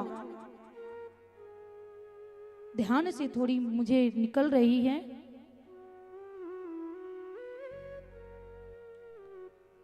अब लगा कि अर्जुन कहते हैं अरे इसने तो बाण छोड़ दिया, हम बच नहीं पाएंगे। कहते हैं कि माधव अब हम क्या करें। माधव कहते हैं कि उसे सिर्फ चलाने आता है, वापस लेने नहीं आता। पर तुझे तो वापस लेने आता है ना, तू वापस ले सकता है। आचमन करके अर्जुन ने वो बाण को अपने वापस ले लिया और रथ से उतरकर इस प्रकार झपेटा मारा कि जैसे सिंह अपने शिकार को झपेटा मारता है, और घसीटते हुए अश्वत्थामा को द्रौपदी के पास लेकर आए। कहा ले ये तेरा दोषी है, इसने तेरे पुत्र को मारा है, तू जो सजा देगी वो हम सबको मंजूर। माँ तो माँ होती, चाहे कितना बड़ा पापी क्यों ना, माँ का हृदय जो होता है ना, ऐसे ही माँ नहीं कहा गया है। कहते हैं ना कि धरती पर दंडवत प्रणाम करने से मना है स्त्री को। क्यों मना है? कि हृदय में माँ को प्रेम है। अगर माँ दंडवत प्रणाम करेगी तो हृदय का स्पर्श धरती में होगा, और धरती माता को यह सहन नहीं कि कोई माँ उसे अपने हृदय से स्पर्श करे। इसलिए स्त्री को दंडवत प्रणाम करने का निषेध किया गया।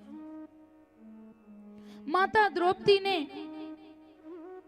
उसे उठाया, कहा हम इसे दंड नहीं देंगे। सब अचंभित, ऐसा क्यों? इसने तो तेरे 5 पुत्रों को मार दिया है, फिर तू ऐसा क्यों नहीं सजा देगी? कहा देखो, पहले तो ये ब्राह्मण है, दूसरी ये आपके गुरु का पुत्र है, और तीसरा ये किसी माँ का पुत्र है, और उस माँ का जिसका पति अभी अभी मर गया है। अगर उसके पुत्र को हम मार देंगे तो वो माँ कैसे जीवित हो रहेगी? ना तो पति है ना बेटा रहेगा, कैसे जिएगी वो? भीम कहते नहीं, मैंने संकल्प लिया है, हम नहीं छोड़ेंगे इसे। अर्जुन भी कहते नहीं द्रौपदी, हम नहीं छोड़ेंगे। कहती है माता कि नहीं, हम एक माँ है, हम ही जान सकते हैं कि पुत्र भी हो। तब अर्जुन कहते हैं कि माधव आज तक आपने रास्ता दिखाया, क्या करूं मैं? माधव कहते हैं कि देख, ब्राह्मण को कदई मारना नहीं चाहिए। कितना भी बड़ा गलती हो, लेकिन ब्राह्मण का हत्या नहीं कर सकते, क्योंकि ब्रह्म हत्या लगती है। क्योंकि जब राम जी ने रावण का वध किया था ना, तब ब्रह्म हत्या लग कर कह रहे हैं कि ब्राह्मण की कभी हत्या नहीं करनी चाहिए, और आक्ताई को कभी छोड़ना नहीं चाहिए। अब ये सोचने लगते हैं कि क्या कह रहे हैं माधव, ये तो ब्राह्मण भी है और आक्ताई भी है, इसके साथ क्या करें?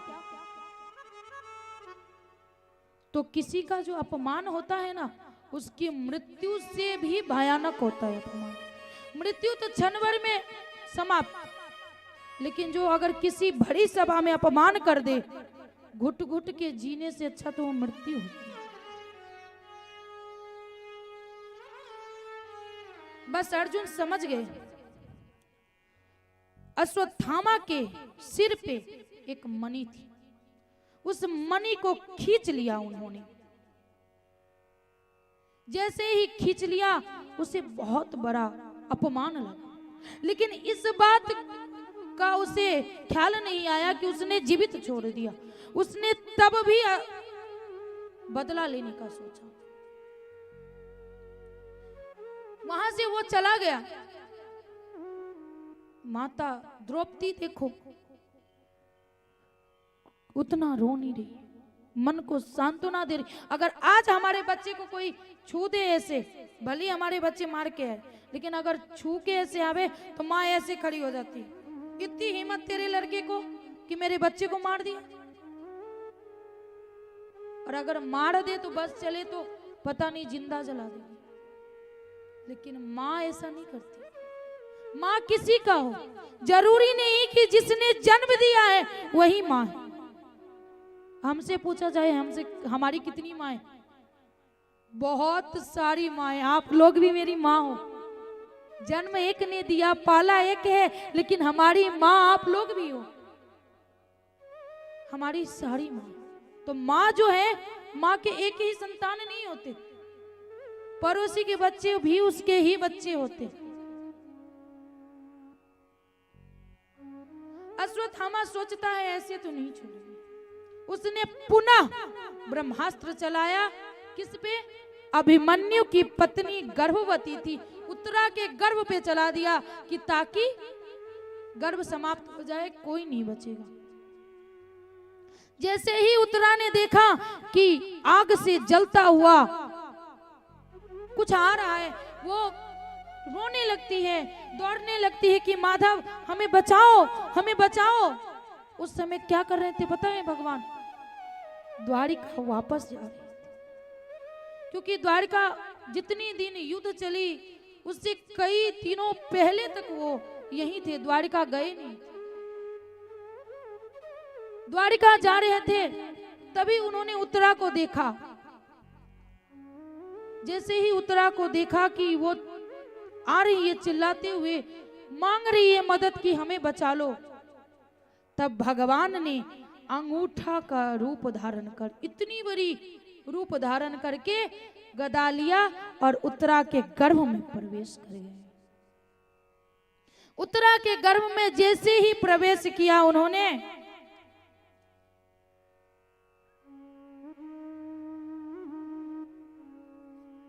उस ब्रह्मास्त्र का कुछ भी नहीं चला।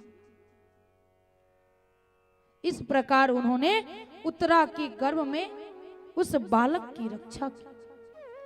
जब भगवान जा रहे थे ना, तो माता कुंती क्या कहती है पता है? कि कुछ क्षण और रुक जाते भगवान। कहा बुआ तूने मुझे भगवान कहा, तो तू तो भगवान ही है मेरे लिए। कहा नहीं बुआ, मैं तेरा लल्ला ही हूं, मुझे बुआ मत, भगवान मत के। कहा नहीं। अच्छा चल, तूने भगवान के ही दिया तो कुछ मांग ले। तो मैं एक क्वेश्चन करना चाहूंगी कि अगर भगवान मिलेंगे तो हम क्या मांगेंगे? जरा हाथ खड़ा करके बताइए ना, क्या मांगेंगे? आगे आ जाइए। महाराज जी माइक दीजिए ना। शर्म लगती है, शर्माना नहीं चाहिए। बताइए कि क्या मांगेंगे। हम भी तो जाने कि अगर ठाकुर आएंगे तो हम लोग क्या मांगने वाले। आप यहां आ जाइए, उतनी बड़ी तार नहीं है इसकी।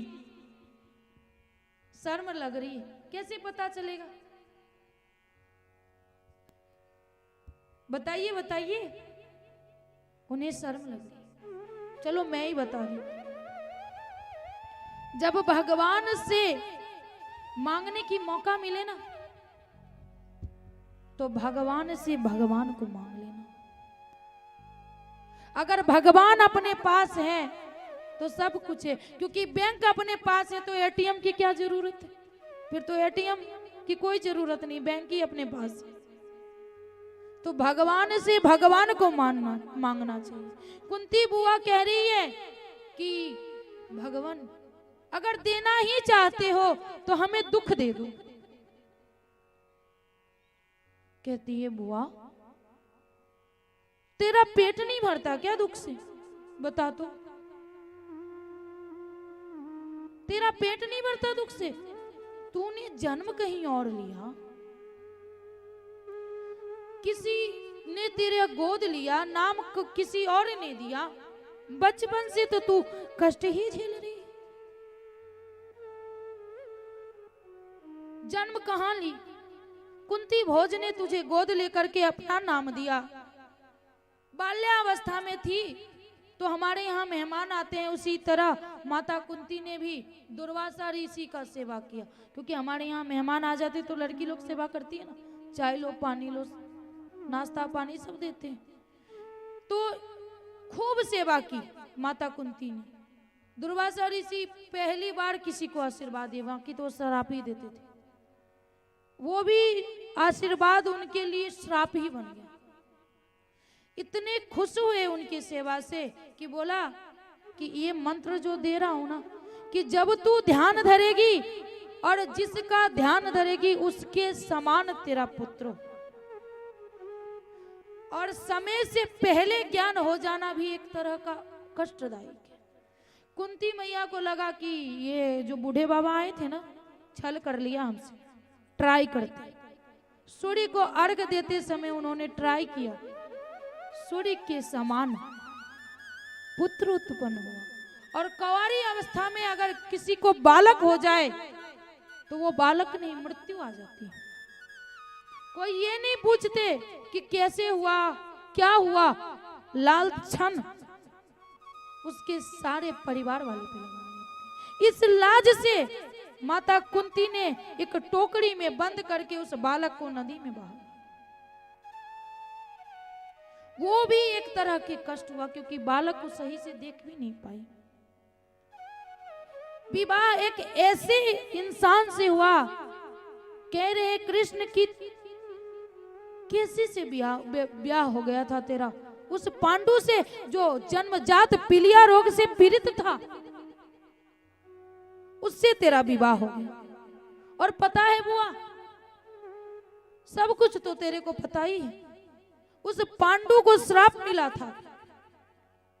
क्या श्राप मिला था? कि वो वन में शिकार खेलने जाता है। जैसे ही शिकार खेलने जाता है तो उस समय ऋषि और ऋषि पत्नी पुत्र उत्पत्ति से सहयोग कर रहे थे। पांडु ने बाण चलाया और ऋषि पत्नी को लग गई। ऋषि पत्नी उसी क्षण शांत हो गई। क्रोध में आकर के ऋषि वर ने श्राप दिया कि जा राजन, जिस दिन तू अपने पत्नी पे मोहित होगा ना, उसी क्षण तेरी मृत्यु हो जाएगी, क्योंकि तेरी वजह से आज मेरी पत्नी की इस अवस्था में, इस हाल में मृत्यु हुई है। पांडु तब से अलग ही रहता था, लेकिन उनकी दूसरी पत्नी थी माद्री। एक दिन की बात है, जो मंत्र दुर्वासा ऋषि ने दिया था, उस मंत्र को उन्होंने ध्यान करके 3 पुत्र कुंती को और 2 पुत्र माद्री को हुआ। एक दिन की बात है, पांडु मोहित हो गए माद्री पे। जैसे ही मोहित हुए उसी क्षण मृत्यु हो गई। मृत्यु हो गई। कह रहे भगवान, कह रहे बुआ, जवानी अवस्था में तेरी पति की मृत्यु हो गई और वो माद्री भी सती हो गई अपने पति के साथ, और वो 2 बालक तुझे सौंप दिया। और उस बालक को तूने कैसे कैसे पाला है। कभी दुर्योधन लाक्षागृह बना करके, कभी वनवास भेज करके, कभी कुछ करके, कभी कुछ करके दिन भर सताता रहता था। और आज वो समय आया कि तू राजमाता बनने योग्य बनी है, तो तू कह रही मुझे दुख चाहिए। तो बताए बुआ क्या कह रही है? बुआ कह रही है, भगवान, जब मैं उस दुख में थी तो मुझे पता है, कह रही थी मुझे कि जब मैं लाक्षागृह में फंसी थी अपने बच्चों के साथ, तो तेरी पत्नी कह रही थी कि जब मैंने रोटी खाने को दिया तो कहते हैं रुक जाओ ना, वो लोग आ जाते तो हम खाएंगे। और जब मैं दुखी होती थी तो तू सीने से लगा के कहता था, बुआ दुखी क्यों होती है, मैं हूं ना तेरे साथ। तो भगवान, वो दुख नहीं था, क्योंकि उस दुख में आप मेरे साथ थे। कहो अगर भगवान उस दुख में साथ रहेंगे तो क्या वो दुख दुख है? नहीं। कहते हैं वो दुख दुख ना लगा, क्योंकि हर दुख में तू साथ था। लेकिन आज सुख आई तो तू तो जा रहा। मुझे ऐसी सुख नहीं चाहिए। हर दुख में मैंने तेरा स्मरण किया, लेकिन अगर सुख आ जाएगी तो कहीं भूल ना जाऊं। लेकिन इसीलिए मुझे दुख चाहिए। हम जब सुखी ज्यादा रहते हैं ना तो भगवान की याद नहीं आती, लेकिन जब कष्ट मिलता है तो हमें प्रभु की याद आती है कि हे प्रभु हमें बचा। इसीलिए हमें दुख चाहिए कि हर दुख में हमरे प्रभु का साथ चाहिए। ये वार्तालाप जब खत्म होती है तो अर्जुन कहते हैं कि प्रभु कोई आपका इंतजार कर रहा है। कौन? बाण की सैया पर सोए हुए भीष्म पितामह कि कब प्रभु आएंगे, क्योंकि समय आ चुका था उत्तरायण का। क्योंकि उन्हें जो भीष्म पितामह थे उन्हें इच्छा मृत्यु का वरदान प्राप्त था कि जब चाहते तब मृत्यु होती। इसलिए वो बाण के सैया पे सोकर भी इंतजार कर रहे थे। क्यों? सूर्य उत्तर की दिशा में जब जाएंगे तब उनकी मृत्यु हो, क्योंकि वो सबसे अच्छा समय होता है। आज वो इंतजार कर रहे हैं, ठाकुर जी मिलने आए। नयन तो उनकी बंद थी, आहट देखते उन्होंने आंख खोला। कहा तू आ गया छलिया, तेरा ही तो इंतजार था।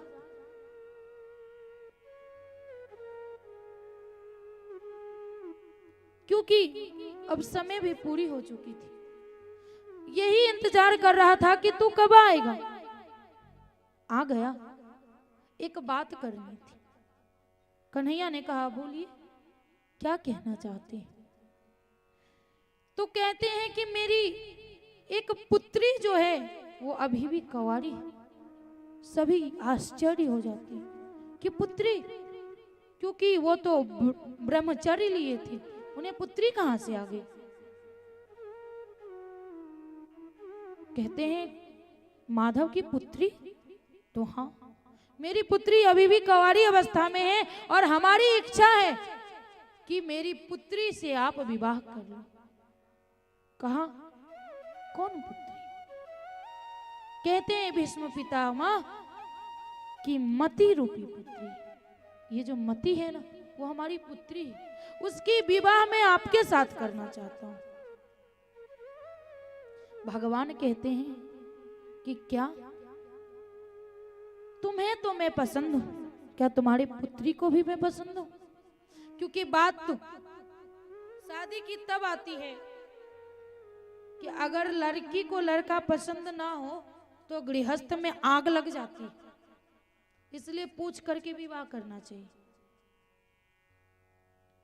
कि अगर उसकी खुशी से नहीं करेंगे ना तो वो लाख कोशिश कर लोगे, वो खुशी नहीं रह सकती। कहते हैं भीष्म पितामह जी कि कैसे नहीं वो पसंद करेगी आपको। इतने तो सुंदर हो आप, इतने सुंदर बाल, इतने सुंदर नयन, सब कुछ तो अच्छा ही है। आइए जानते हैं कि भगवान का स्वरूप कैसा है।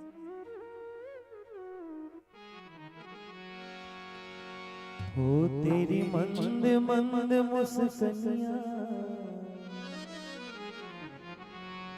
हो तेरी मंद मंद मुस्कानियां पे बलिहार प्यारे जो, बलिहार प्यारे जो। तेरी मंद मंद मुस्कानियां, तेरी मंद मंद मुस्कानियां पे बलिहार प्यारे जो, बलिहार प्यारे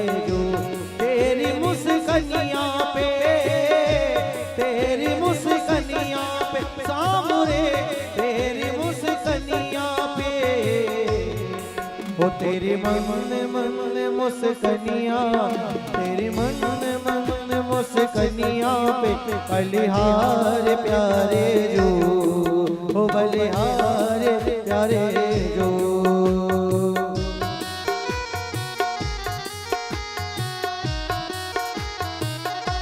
बोलो बांके बिहारी लाल की।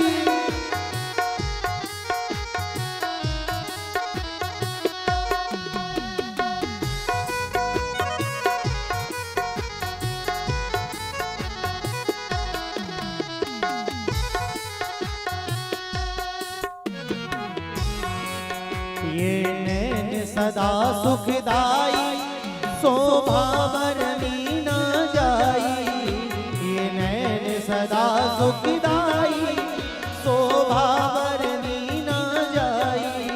बाकी बाकी चितवनिया, बाकी बाकी चितवनिया पे बलिहार प्यारे जो, हो बलिहार प्यारे जो। वो तेरे मन मुस्कनिया पे, तेरे मन मुस्कनिया पे बलिहार प्यारे जो, बलिहार प्यारे जो।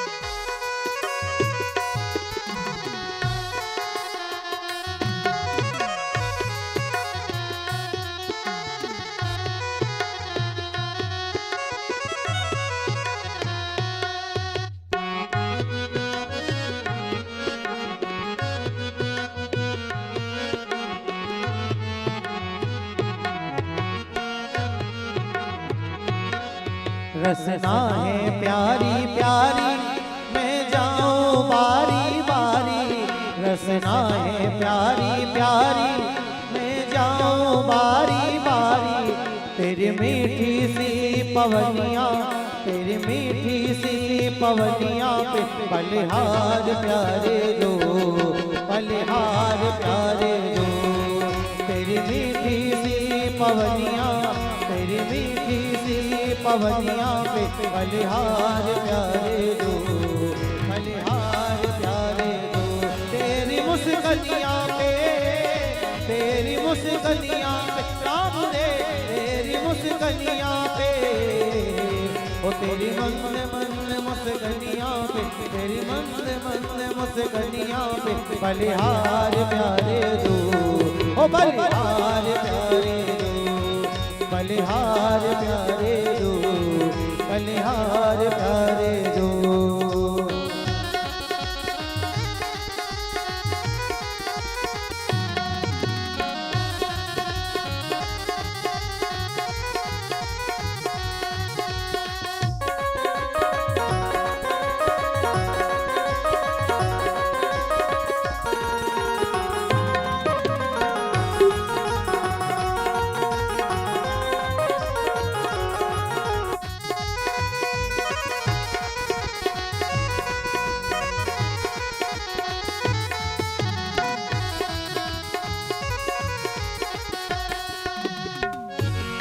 और कहते हैं ठाकुर जी का कितना प्यारा स्वरूप है।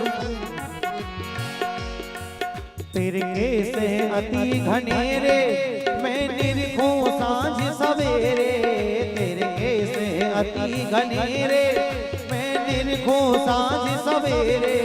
मनमोहनी ओ घोंघराली, ओ घोंघराली सी लटकनिया, घोंघराली सी लटकनिया पे बलिहार प्यारे जो, बलिहार प्यारे जो, बलिहार प्यारे जो, बलिहार प्यारे जो।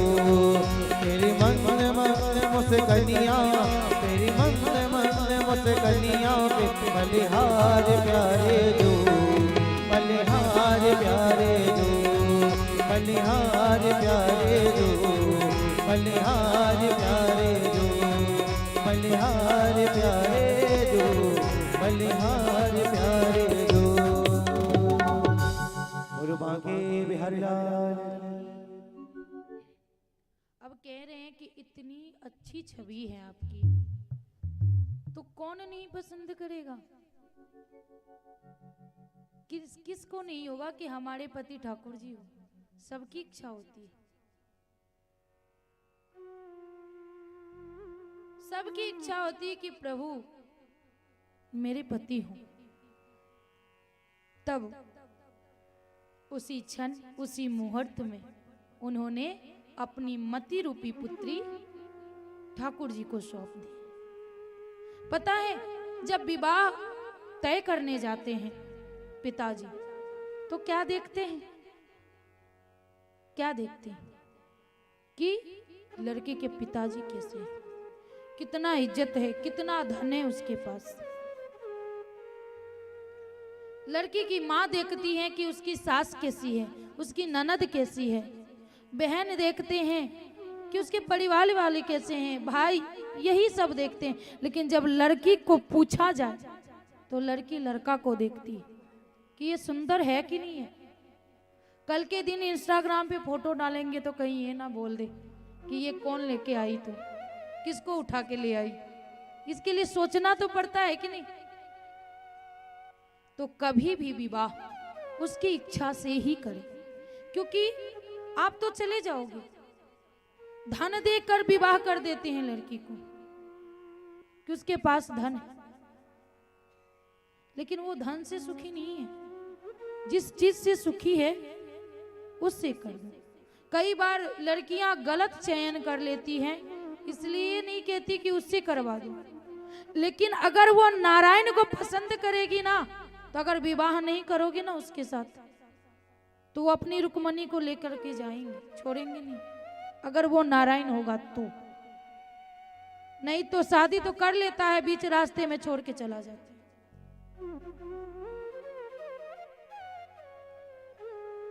तो लड़की हमेशा लड़के की सुंदरता को देखती है, लेकिन सुंदरता को नहीं देखना चाहिए, क्योंकि समय के साथ सुंदरता ढल जाती है। मन के अच्छाइयों को जानना चाहिए, क्योंकि सुंदरता ढल जाएगी। जब बुढ़ापा आएगी ना, तो सुंदरता नहीं साथ देगी। उसका मन जैसा रहेगा, उसका चलन जैसा होगा, वो साथ देगा।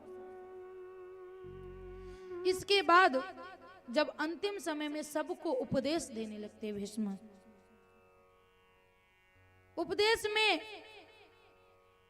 सबको ज्ञान देते हैं कि जीवन ऐसे जीना चाहिए, ये करना चाहिए, वो करना चाहिए।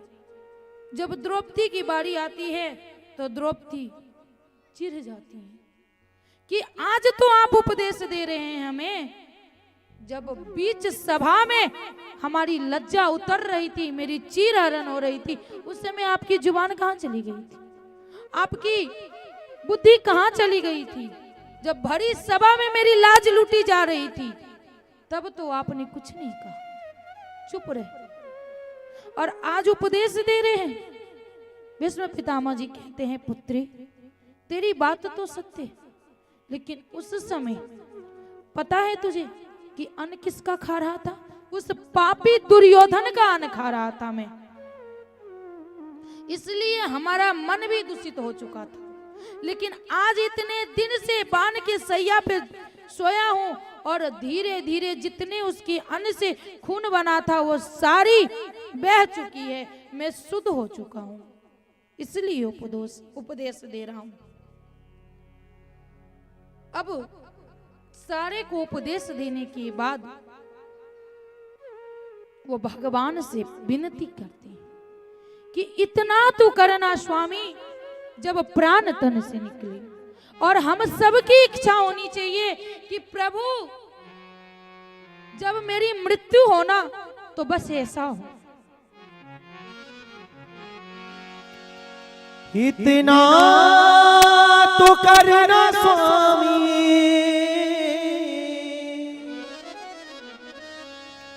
जब प्राण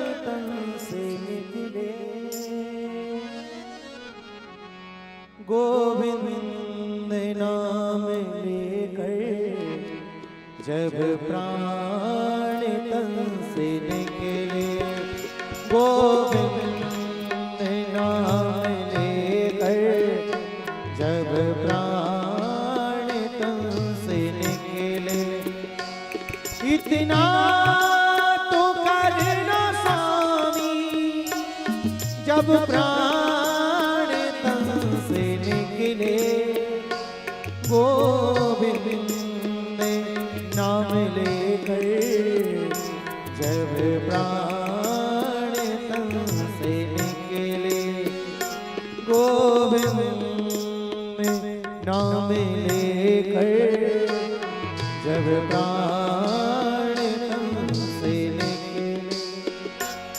श्री गंगा जी का तट हो, यमुना का बंसी बट हो, श्री गंगा जी का तट हो, यमुना का बंसी बट हो, मेरा सावरा निकट हो, मेरा सावरा निकट हो, तब प्राण तन से निकले, गोविंद नाम लेकर जब प्राण तन से निकले, ओ गोविंद नाम लेकर जब प्राण तन से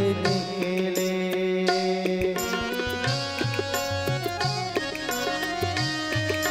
हरि हरि बोलो भक्त वत्सल भगवान की।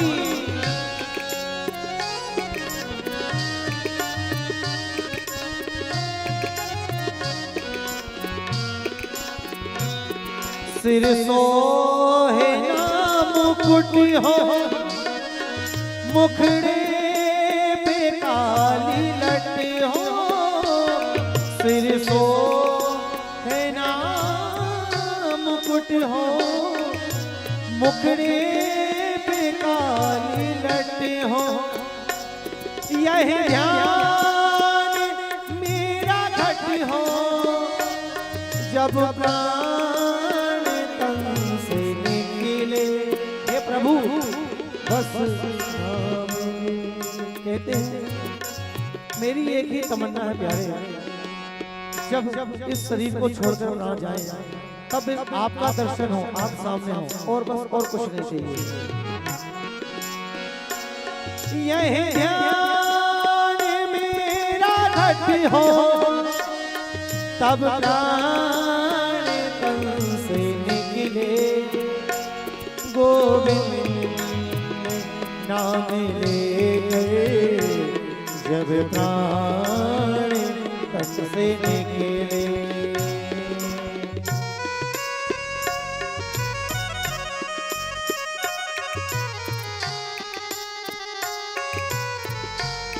जय हो।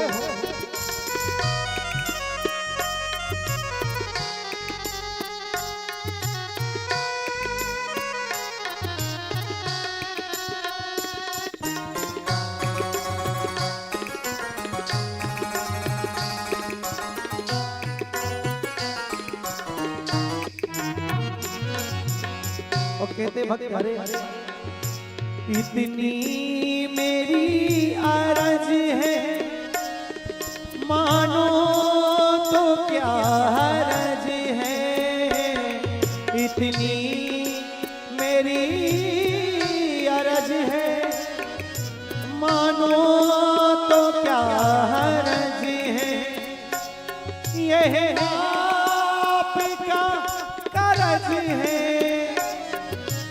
यह आपका करज है, जब प्राण तन से निकले, गोविंद नाम लेकर जब प्राण तन से निकले, गोविंद नाम लेकर जब प्राण तन से निकले। सभी लोग बाकी बिहार में प्रार्थना करिए। जब गण प्राण आवे कोई रोग ना सतावे जब कंठ प्राण आवे कोई रोग ना सतावे और यम दर्श ना दिखावे यम दर्श ना दिखावे जब प्राण तन से निकले प्यारे गोविंद नाम लेकर जब प्राण तन से निकले गोविंद नाम लेकर जब प्राण तन से निकले इतना तो करना स्वामी इतना तो करना स्वामी जब प्राण तन से निकले गोविंद नाम लेकर जब प्राण तन से निकले गोविंद नाम लेकर जब प्राण तन से निकले जब प्राण तन से निकले तब प्राण तन से निकले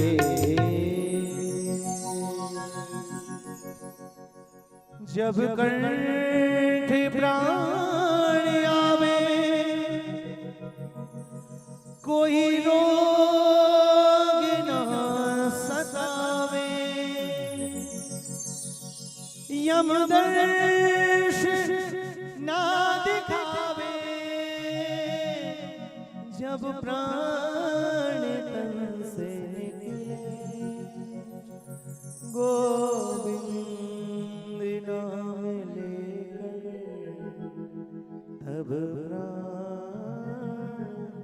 तन से निकले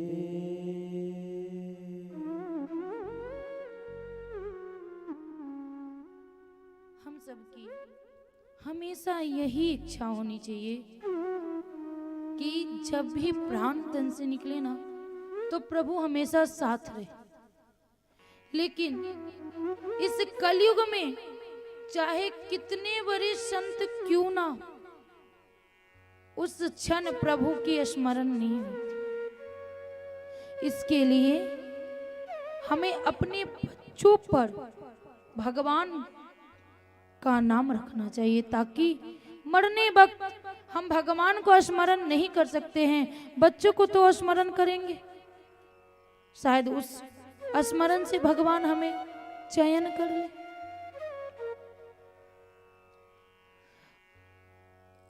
भगवान जब सूर्य उत्तरायण हुई भीष्म पितामह जी की शरीर शांत हो गई।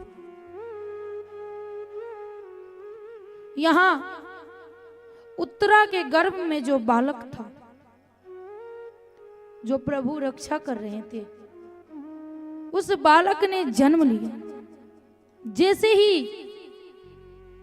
जन्म लिया उसने चारों ओर देखने लगा और सोचने लगा कि वो तो दिख ही नहीं रहा है। जो अंगूठी भर के था, गदा रखा था, चक्र चल रही थी उसकी, वो तो दिख नहीं रहा है। वो गया कहाँ? वो बालक सोच रहा चारों तरफ जैसे ही देख रहा था, इसलिए उसका नाम पड़ा परीक्षित।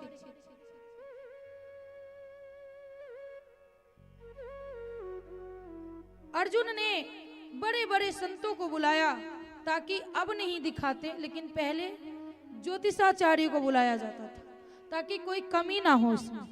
क्योंकि मूल में जब बच्चा होता है ना तो उसको 27 दिन के अंदर ही ग्रह कटानी होती है, नहीं तो माता पिता पे, धन पे, परिवार वालों पे कुछ ना कुछ प्रभाव डालता है। तो जैसे ही जन्म लिया तो अर्जुन ने अच्छे संतों को बुलाए, अच्छे ब्राह्मणों को बुला करके इसका भाग्य रेखा दिखलाया। जैसे भाग्य रेखा देख रहे थे, कहा कि सब कुछ सही है इस बालक का, ये पूरे भारत वर्ष में राज करेगा। लेकिन जैसे ही लेकिन की शब्द आई, पहले से ही वो लोग दुखी थे और चिंतित हो जाते हैं कि ब्राह्मण देवता लेकिन लेकिन का उपयोग क्यों किया आपने? कहा कोई खास बात नहीं है। नहीं, मुझे तो जानना है कि लेकिन। कहा लेकिन यही कि इस बालक को ब्राह्मण के श्राप से मृत्यु होगी। बहुत दुखी हो जाते हैं वो लोग कि हम लोग ऐसे हैं कि ब्राह्मण को पूजते हैं, क्या करेगा कि ब्राह्मण इसको श्राप दे देगा जिसकी वजह से मृत्यु होगी इसकी। दुखी हो जाते हैं। ब्राह्मण देवता कहते दुखी होने की जरूरत नहीं है अर्जुन, ये तो सौभाग्य की बात है कि ब्राह्मण के श्राप से इसकी मृत्यु होगी। कुछ समय बाद वो राज्यभार दे करके स्वर्गारोहण के लिए चले जाते हैं सभी। वो बालक थे। धीरे धीरे ये कथा अंतिम दिन और प्रकाश डालेंगे, क्योंकि भागवत जी में ऐसा ही है। बालक धीरे धीरे बड़ा होने लगा, होशियार तो था ही। धीरे धीरे पूरे भारत वर्ष पे राज्य कर लिया उसने। एक दिन वो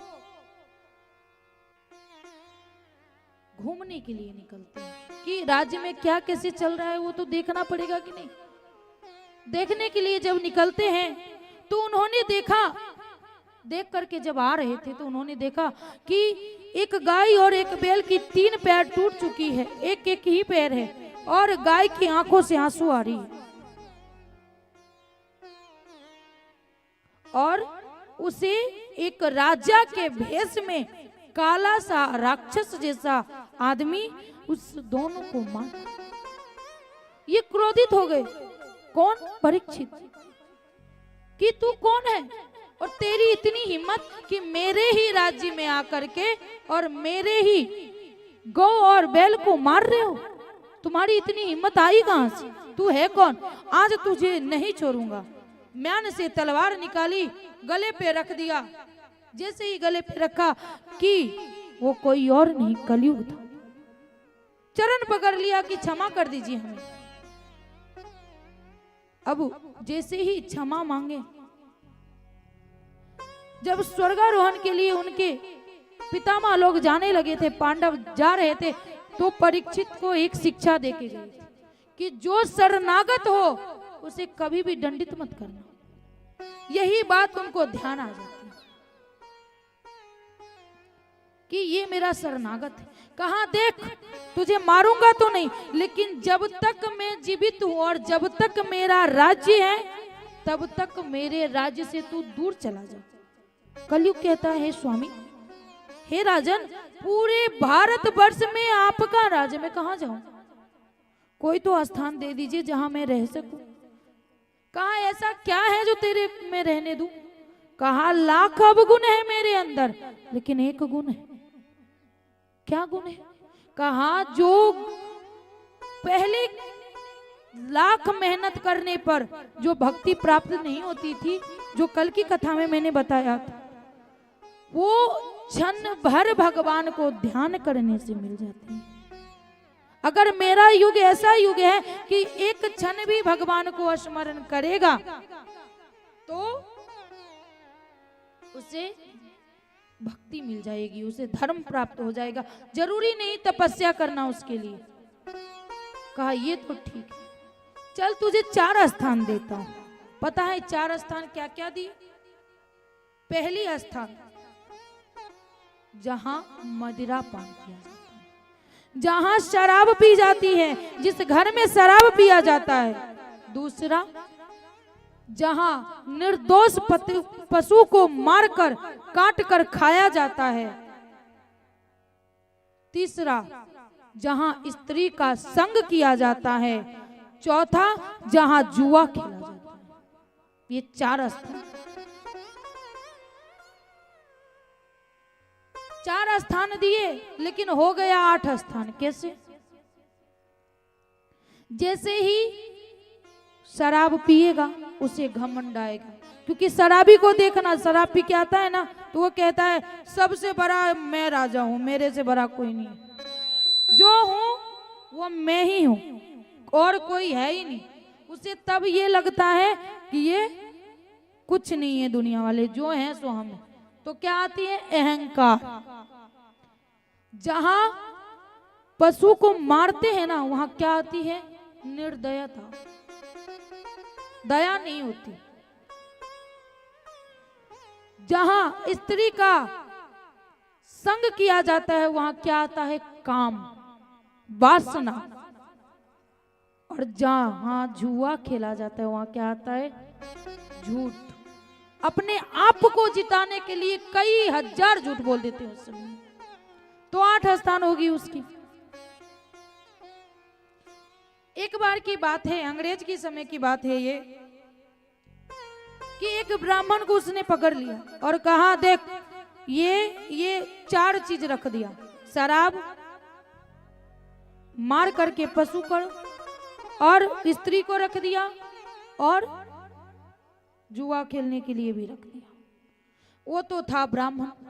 कहा कि देख तू ये चारों में से कोई एक कर, नहीं तो अभी का भी बंदूक से उड़ा दूंगा। ब्राह्मण डर गया, लेकिन कहा कि देखो हम ये नहीं कर सकते क्योंकि ये हमारे धर्म के विरोध है, हमारे लिए ये सब नहीं है। कहा नहीं करेगा तो मार दूंगा। ब्राह्मण सोचता है कि कोई एक चीज ले लेते, देखता है तो कहा पशु खाएंगे तब मरेगा, वो हाय लगेगी, इसलिए हम वो नहीं खाएंगे, पाप लगेगा। स्त्री का संग करेंगे वो भी पाप लगेगा, जुआ खेलेंगे वो भी पाप लगेगा, इससे अच्छा करते पीने वाला पी लेते हैं। इसमें क्या है, 2 मिनट लगेगी पीने में, बस पी लेते हैं। ब्राह्मण ने क्या किया, वो पी लिया। जैसे ही उसने पिया तो चखना के लिए उसे अब चाहिए वो, अब नशा चढ़ी तो स्त्री भी चाहिए उसे, और मन हुआ जब थोड़ा जुआ भी खेल लेते। तो सबका सार क्या है? शराब। आज इतनी रेप क्यों होती है? शराब की वजह से। नशे में रहते हैं, पता नहीं चलता कि ये मेरी माँ है, ये मेरी बहन है, ये हमारी ये कौन है, कुछ पता नहीं चलता, क्योंकि नशे में चूर रहते, नशा में कुछ पता ही नहीं चलता। तो सबका जड़ अगर कुछ है तो वो है शराब। और अगर ये 4 चीज हम ना करें तो हमें कलयुग कभी अपने पे हावी नहीं हो। लेकिन लोग कहते हैं नहीं हम खाएंगे। हम इस गुजरात में देखते हैं, बुरा लगेगा, हमारे इधर तो थोड़ा कम सम चलता है, जिंदा खाता है वो लोग। यहाँ तो ऐसी बदबू आती है कि मृत्यु ना आती लेकिन बाकी सब कुछ आ जाती है, क्योंकि सुखा करके उसे पता नहीं कौन सी अमृत है, उसे रख लेते हैं डब्बे में भर भर के कि अमृत कहीं चला ना जाए, उसके लिए भर लेते हैं। दुनिया में इतनी चीजें खाने के लिए, खाओ, किसी ने मना कर रखा है ना, पनीर की 1000 आइटम है, बना के खाओ, इतनी सब्जियां हैं, खाओ, लेकिन वो नहीं खाएंगे, वही खाएंगे, तब बुद्धि भ्रष्ट होती है, तब हम पाप करते हैं। जब 4 स्थान दिया तो कलयुग कहता है ये 4 स्थान तो बहुत गलत है, पर कोई नहीं, मैं रह लूंगा, कोई अच्छा सा स्थान एक दे दो तो मैं रह लूंगा। परीक्षित सोचते हैं कोई बात नहीं, इतना गुण है इसमें तो कर लेते हैं। उन्होंने कहा ठीक है, तेरा स्थान स्वर्ण में भी होगा, स्वर्ण अर्थात सोना में। अब ये मत सोच लेना आप लोग कि सोना मतलब जो हम पहन रहे वो सोना है, तो वही सोना, लेकिन किसी का धन हड़प करके खरीदेंगे ना, वो सोना में। किसी का हक के छीन करके खाएंगे, वो सोना में। किसी के इनकम टैक्स ना जमा करके वो जो सोना खरीदते हैं ना, वो वाली सोना में बास होती है। नहीं तो अगर सच्ची धन है तो इनकम टैक्स भरो, और नहीं भरोगे तो सिर्फ कलयुग का वास हो। तो वो सोना नहीं, किसी का हक के ले लेंगे, चोरी करके लाएंगे, या फिर मार करके लाएंगे, काट करके लाएंगे, उससे जो स्वर्ण खरीदेंगे उस स्वर्ण में कलयुग का वास कह करके 5वां स्थान दे करके ये अपने महल की ओर चले आते हैं। अब सुबह होती है तो उनकी इच्छा होती है, आज जो हमारे पितामह भीम ने जरासंध को मार करके मुकुट लाया था ना, उन्हें तो पता था नहीं, बोला ये मुकुट आज पहनूंगा। वो मुकुट जैसे ही धारण की, उनकी बुद्धि हो गई भ्रष्ट, क्योंकि उन्होंने ही जगह दिया था कलयुग को। अब जरासंध को मार करके उसके हक का छीन करके लाए थे, वही मुकुट था, उसमें तो होगा ही कलयुग का वास। जैसे ही पहने, उनके मन में क्या हुआ कि आज हम शिकार खेलने जाएंगे। वन में गए शिकार खेलने, जो कि आज तक नहीं की, आज गए शिकार खेलने। शिकार खेलने गए, धूप थी, प्यास लगी उन्हें। देखा उन्होंने कि पास में ही समीक ऋषि का आश्रम, समीक ऋषि का आश्रम था। गए, अब उनके मन में अहंकार कि हम राजन हैं। 3-4 बार उन्होंने आवाज दी कि हमें पानी दो, हमें प्यास लगी। समीक ऋषि ध्यान में थे, उन्होंने नहीं दिया। क्रोध में आकर के उन्हें ये हुआ कि मैं राजा, मेरे राज्य में रह करके मेरा मान नहीं किया तो मैं इसका अपमान करूंगा। पास में देखा उसने एक मरा हुआ सांप पड़ा हुआ, बाण की नोक पर उठा लिया और समीक ऋषि के गले में डाल दिया। जैसे ही डाला, ये बात उनके पुत्र श्रृंगी ऋषि को पता चलती है। श्रृंगी ऋषि क्रोध से आग बबूला हो जाते कि इतनी बड़ी हिम्मत राजन को कि मेरे पिता का अपमान किया, मैं छोड़ूंगा नहीं उसे। इसके लिए उन्होंने आंजलि में जल लिया और कहा, जिस राजन ने मेरे पिता का अपमान किया है, वो आज से 7वें दिन उसे तक्षक, उसे सर्प की डसने से मृत्यु हो जाएगी। ये बात समीक ऋषि को पता चलती, अरे ये क्या कर दिया इसने। उन्होंने कमंडल उठाई, चल दिया। जैसे ही राजन ने मुकुट खोला, ध्यान आया, अरे मैंने ये क्या कर दिया, मैंने एक ब्राह्मण का अपमान किया।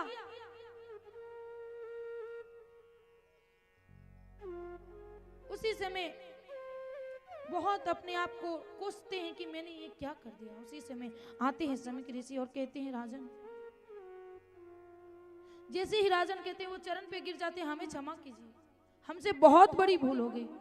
कहा, राजन बड़ी अनर्थ हो गई, क्योंकि मेरे पुत्र ने 7वें दिन तक्षक की डसने से मृत्यु का श्राप दे दिया। कहा, ये कुछ भी नहीं है, मैंने जितना बड़ा पाप किया है आपको अपमान करके, ये तो मेरे लिए कुछ नहीं, वो तो उनका आभार है कि मुझे 7 दिन का मौका तक दिया।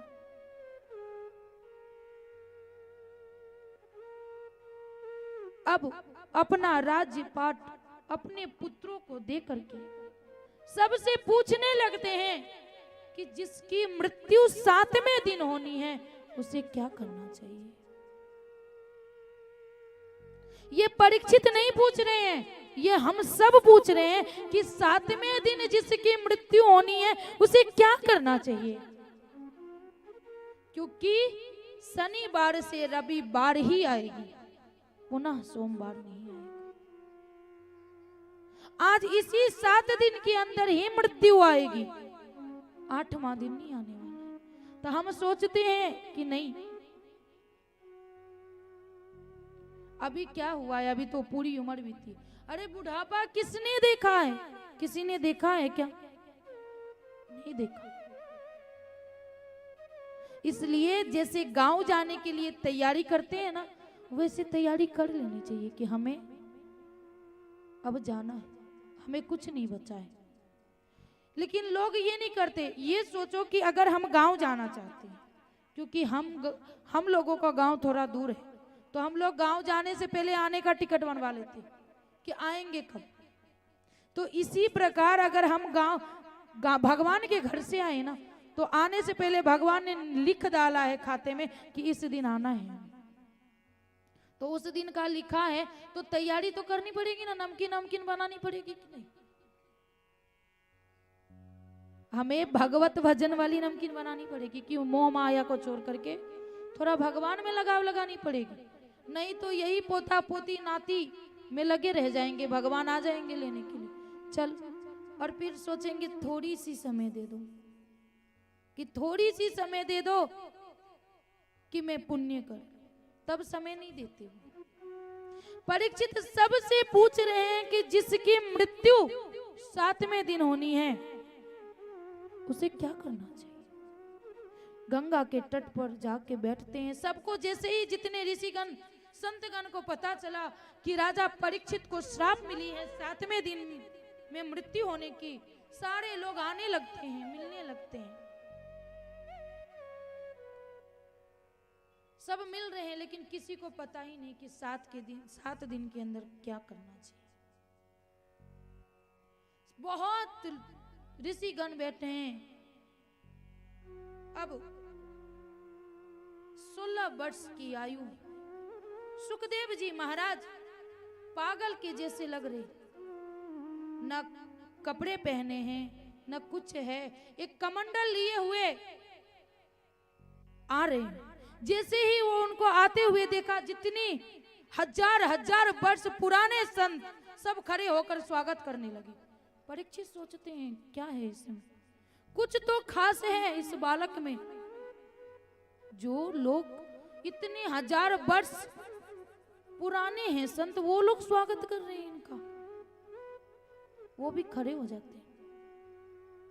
जैसे ही खड़े हो जाते हैं, उनका चरण धो करके पूजा अर्चना करके आसन देने से पहले यही पूछते हैं कि प्रभु जिसकी मृत्यु 7वें दिन होनी है उसे क्या करना चाहिए। कहते हैं राजन पहले एकाग्र तो होने दे, सब बताऊंगा। बैठते हैं, तब कहते हैं कि परीक्षित जिसकी मृत्यु 7वें दिन में होनी है उसे सबसे पहले आसन को जीतना चाहिए, उसे अपनी श्वास को जीतना चाहिए, अपनी इंद्रियों पे विजय करनी चाहिए, इंद्रियों को जीतनी चाहिए। अब मन में होगा कि इंद्रियों कौन कौन है।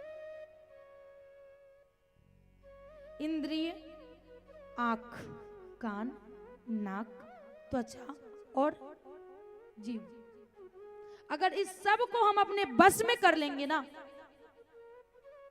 तो हम सब कुछ जीत लेंगे, जितेंद्रिय बन जाएंगे। क्योंकि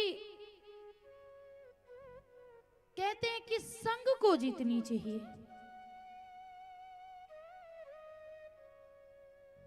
क्योंकि आंख से देखते हैं तभी तो मोह आता है, किसी से लगाव होती है। अगर उसको अपने बस में कर लेंगे तो ऐसा होगा नहीं होगा। कहेंगे कैसे? अभी बरसात में जब लाइट जलेगी ना तो देखना बहुत सारी कीड़े आते हैं, फतिंगे, और उस लाइट को देखने के लिए उसके और आकर्षित होते हैं। और जब सुबह होती है तो नीचे फर्श पे पड़ा रहता है। क्यों? कि आज उसे देखने में अच्छा नहीं लगता तो आज फर्श पे नहीं होता। सांप जो है ना उसे सुनने की क्षमता है। जब कहीं बीन की आवाज बजती है तो वो कितनी गहराई में क्यों ना रहे बाहर आ जाता है और सपेरा पकड़ के दांत तोड़ कर मुंह सी कर अपने पास में रख लेता है। अगर उसे सुनने की क्षमता नहीं होती, अगर उस कान को जीत लिया होता तो आज वो सपेरे के हाथ में नहीं होता। हाथी जो है ना उसे स्पर्श की क्षमता है, उसे अपनी हथनी से बहुत ही ज्यादा प्रेम होता है। तो शिकारी क्या करते पता है? वन में मिट्टी के हाथी बना करके खड़े कर देते हैं और बीच में खाई खोद कर और उस पे पत्ते डाल देते हैं। जैसे हाथी देखता है कि हथनी वहां खड़ी है, बिना देखे दौड़ता है और जैसे ही दौड़ता है गिर जाता है और शिकारी पकड़ करके सर्कस में लेके जाता है। अगर स्पर्श की क्षमता को वो कंट्रोल करता तो आज ये दशा नहीं होती। मछली पे जिह्वा की शक्ति है, उसे खाने की बहुत शौकीन है। मैया जाना तो है ही, बैठ लो, क्योंकि जाना तो है ही। अगर ये बात ध्यान कर लोगी तो बहुत कुछ मिल जाएगा। मछली को खाने की शौक है, वो देखता है अपने पड़ोसी को जाते हुए, बंसी डालते हैं, उसमें आटे का बोर लगा रहता है, पानी में जैसे ही डालते हो खाने की लोभ में फंस के ऊपर आ जाता है। सब देख रहे हैं, लेकिन करेंगे वही जो उस पहले वाले ने किया था, खाने के चक्कर में चला जाता है। हिरन सूंघने के चक्कर में भटकता रहता है, लेकिन भटकते भटकते मर जाता है, क्योंकि उसके नाभि में ही उसकी सुगंध रहती है। वो समझ ही नहीं पाता है। लेकिन ये एक एक चीज अगर उस जीव को नाश कर सकता है, तो हम में तो वो पांचों है। हम देख भी सकते हैं, हम सूंघ भी सकते हैं, हम स्वाद भी ले सकते हैं, हम सुन भी सकते हैं, और हम में स्पर्श की क्षमता और जीव से अधिक है। तो हमारी दशा क्या होगी? इसलिए हमें इस पांचों इंद्रियों को जीतनी पड़ेगी, तब हम जितेंद्रिय बन पाएंगे, और तब मोह माया छूटेगी, तो हम 7 दिन में तैयार हो पाएंगे कि हम भगवान के पास जा सकते हैं। अगर ऐसा नहीं करेंगे तो पुनः आएंगे। कल की कथा में बताऊंगी कि जिस चीज पे भावना होती है, पुनर्जन्म होती है, उस पे हम वही हो जाते हैं। इसलिए इस सब को छोड़ना पड़ता है। कहते हैं सुखदेव जी महाराज परीक्षित को कि परीक्षित, तुझे आसन को जीतना चाहिए, तुझे श्वास को जीतना चाहिए, तुझे संग को जीतना चाहिए, तुझे अपने इंद्रियों को जीतना चाहिए। अगर ये सब तू जीत लेगा तो सब कुछ मिल गया। इसके बाद राजा परीक्षित अनशन व्रत रखते हैं। अब इसके बाद जो है ना कथा, वो सुखदेव जी महाराज परीक्षित को कहते हैं। इतने दिन तो कभी नारद जी कहते थे, कभी सूत जी कहते थे, कभी सनकादि ऋषि ने कहा, शौनक जी ने सुना। अब जो कहेंगे वो सुखदेव जी महाराज परीक्षित को कहेंगे। असली कथा यहीं से आरंभ होती है, जो सुखदेव जी महाराज ने परीक्षित को कहा है।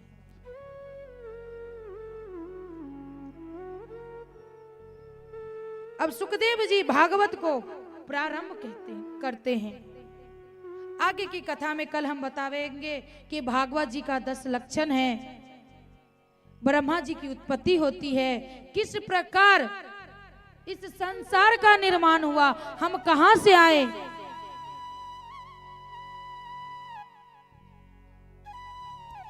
हम कहां से आए, हमारे पूर्वज कौन है। कई बार ऐसा कह दिया जाता है कि हमारे जो पूर्वज है ना वो बानर है, पर हम बानर के हम संतति नहीं है। कल की कथा में बताएंगे कि हम किनके संतति हैं।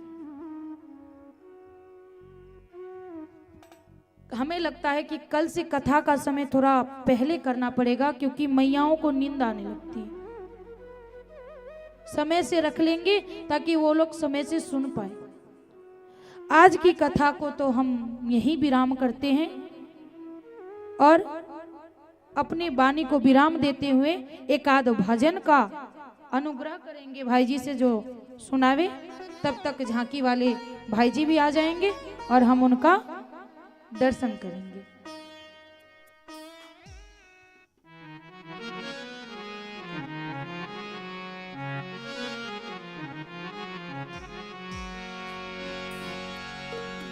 सब द्वारन को छोड़ के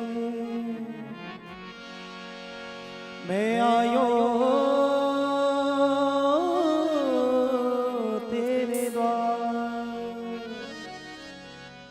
श्री बांके बिहारी के मैरियो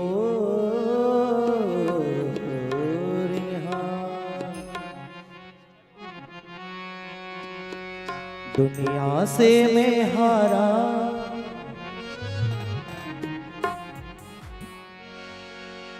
परीक्षित जी जाते हैं, सुखदेव जी महाराज के चरणों में स्पर्श करते हैं और कहते हैं, दुनिया से मैं हारा, मैं आया तेरे द्वार। दुनिया से मैं हारा, मैं आया तेरे द्वार। यहाँ पे भी जो हारा, कहाँ जाऊंगा सरकार। ओ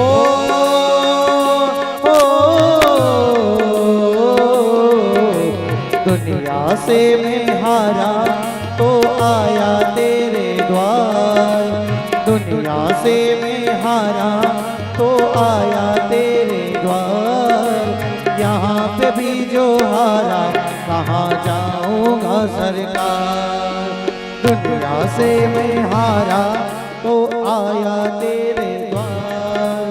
दुनिया से मैं हारा तो आया तेरे द्वार। यहाँ पे भी जो हारा, कहाँ जाऊंगा सरकार।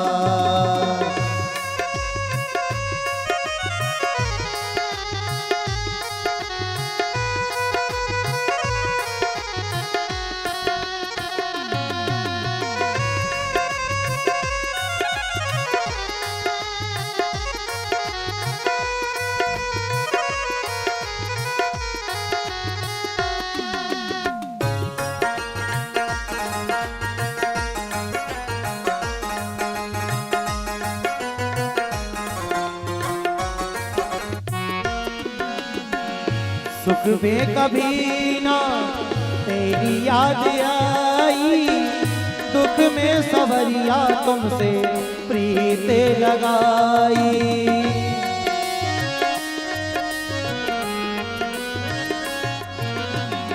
सुख में कभी ना प्यारे तेरी याद आई, दुख में कन्हैया तुझसे प्रीत लगाई।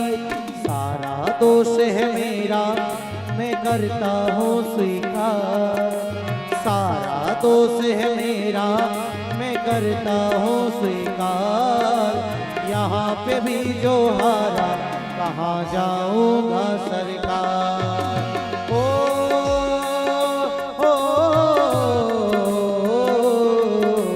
दुनिया से मैं हारा तो आया तेरे द्वार। यहाँ पे भी जो हारा, कहाँ जाऊंगा सरकार।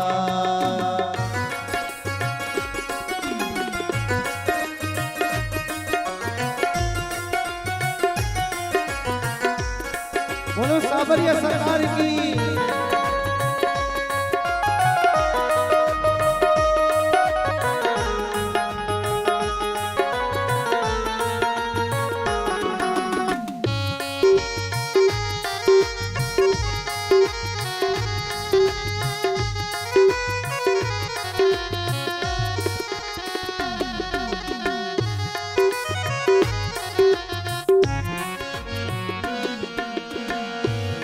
तो क्या है, मैं तो पहले से हारा। तुमसे पूछेगा ये संसार सारा। मेरे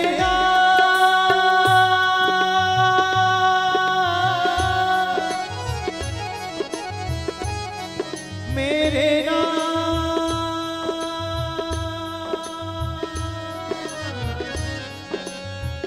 मेरे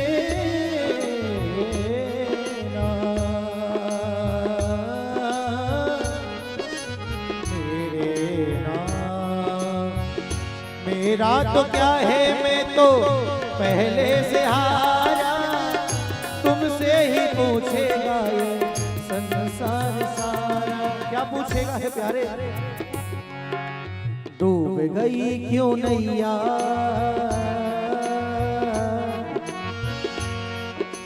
डूब गई क्यों नैया तेरे रहते पालनहार।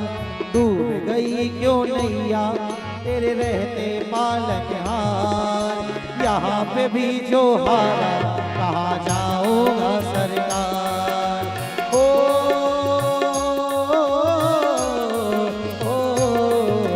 दुनिया से मैं हारा तो आया तेरे द्वार। दुनिया से मैं हारा तो आया तेरे द्वार। यहाँ पे भी जो हारा कहाँ जाऊंगा सरकार। यहाँ पे भी जो हारा कहाँ जाऊंगा सरकार।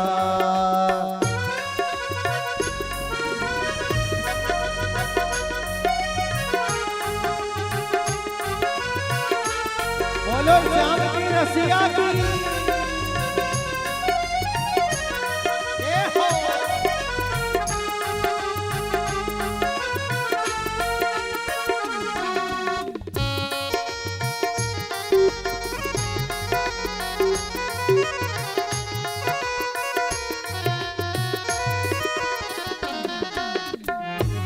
ओके। तो बड़ा प्यारा भाव है बाकी बिहारी से। सब कुछ गवाया बस लाज बची है, तुमसे कन्हैया मेरी आस टिकी है। मेरे नाम मेरे नाम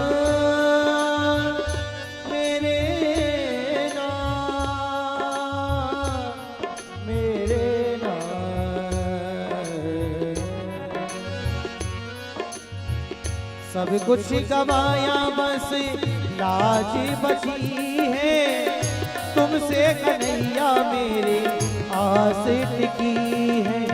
इसलिए कहते हैं, मैंने सभी के मुंह से सुना है कन्हैया क्या करते हो आप। सुना है तुम सुनते हो, सुना है तुम सुनते हो हम जैसों की पुकार। सुना है तुम सुनते हो हम जैसों की पुकार। इसीलिए जरा दोनों हाथ उठाकर बड़े भाव से बोलेंगे बाकी बिहारी से क्या। अरे यहाँ पे भी जो हारा कहाँ जाऊंगा सरकार। ओ, ओ, दुनिया से मैं हारा तो आया तेरे द्वार। दुनिया से मैं हारा तो आया तेरे द्वार। यहाँ पे भी जो हारा कहाँ जाऊंगा सरकार। यहाँ पे भी जो हारा कहाँ जाऊंगा सरकार। यहाँ पे भी जो हारा कहाँ जाऊंगा सरकार। हेलो, बोलो राधे रानी सरकार की, भागवत भगवान की। बहुत ही सुंदर और बहुत ही अद्भुत हम सभी ने देवी जी के मुख से ये कथा का रसपान किया और ऐसा लग रहा है जैसे मान लो यहाँ पे साक्षात अमृत बरस रही है, साक्षात गंगा बह रही है। इसी के बीच कुछ अतिथिगण हमारे समक्ष पधारे हैं। जैसे कि बता दे कि आज से लगभग 15-20 दिन पूर्व महाशिवरात्रि के पावन पर्व पर G9 राधिका होम्स के पास बहुत बड़ी शिव कथा का आयोजन हुआ था, जिसके कार्यकर्ता लोग यहाँ पधारे हैं, जिसमें कि सबसे पहले श्रीमान सुदीन जी डॉक्टर साहब, मैं आग्रह करूंगा कि ऊपर आए। साथ ही साथ श्रीमान धीरू भाई झा जी, साथ ही साथ श्रीमान पिंकू जी, राजेश जी, और साथ ही साथ राजेश पांडे जी और पिंकू जी। मैं चारों से आग्रह करूंगा कि आप श्री यहाँ व्यासपीठ पर आकर के आप देवी जी से व्यासपीठ से आशीर्वाद ग्रहण करें। इन चारों ने जो मेहनत की थी शिव कथा में, बहुत अद्भुत मेहनत किया था इन चारों ने। महाशिवरात्रि के पावन पर्व पर जोरदार इनके लिए एक बार ताली की सेवा कर दे। और बहुत ऐतिहासिक उस G9 के पास ऐतिहासिक मतलब बहुत बड़ी आयोजन इन लोगों ने मिलकर के संभाला है उन आयोजनों को। तो आप सभी के लिए धन्यवाद। भगवान शिव की और राधे रानी की कृपा आप सभी पर यूं ही बरसती रहे, आपका प्रेम हमेशा ऐसा ही बना रहे, ये ठाकुर से खूब खूब प्रार्थना करते हैं, निवेदन करते हैं।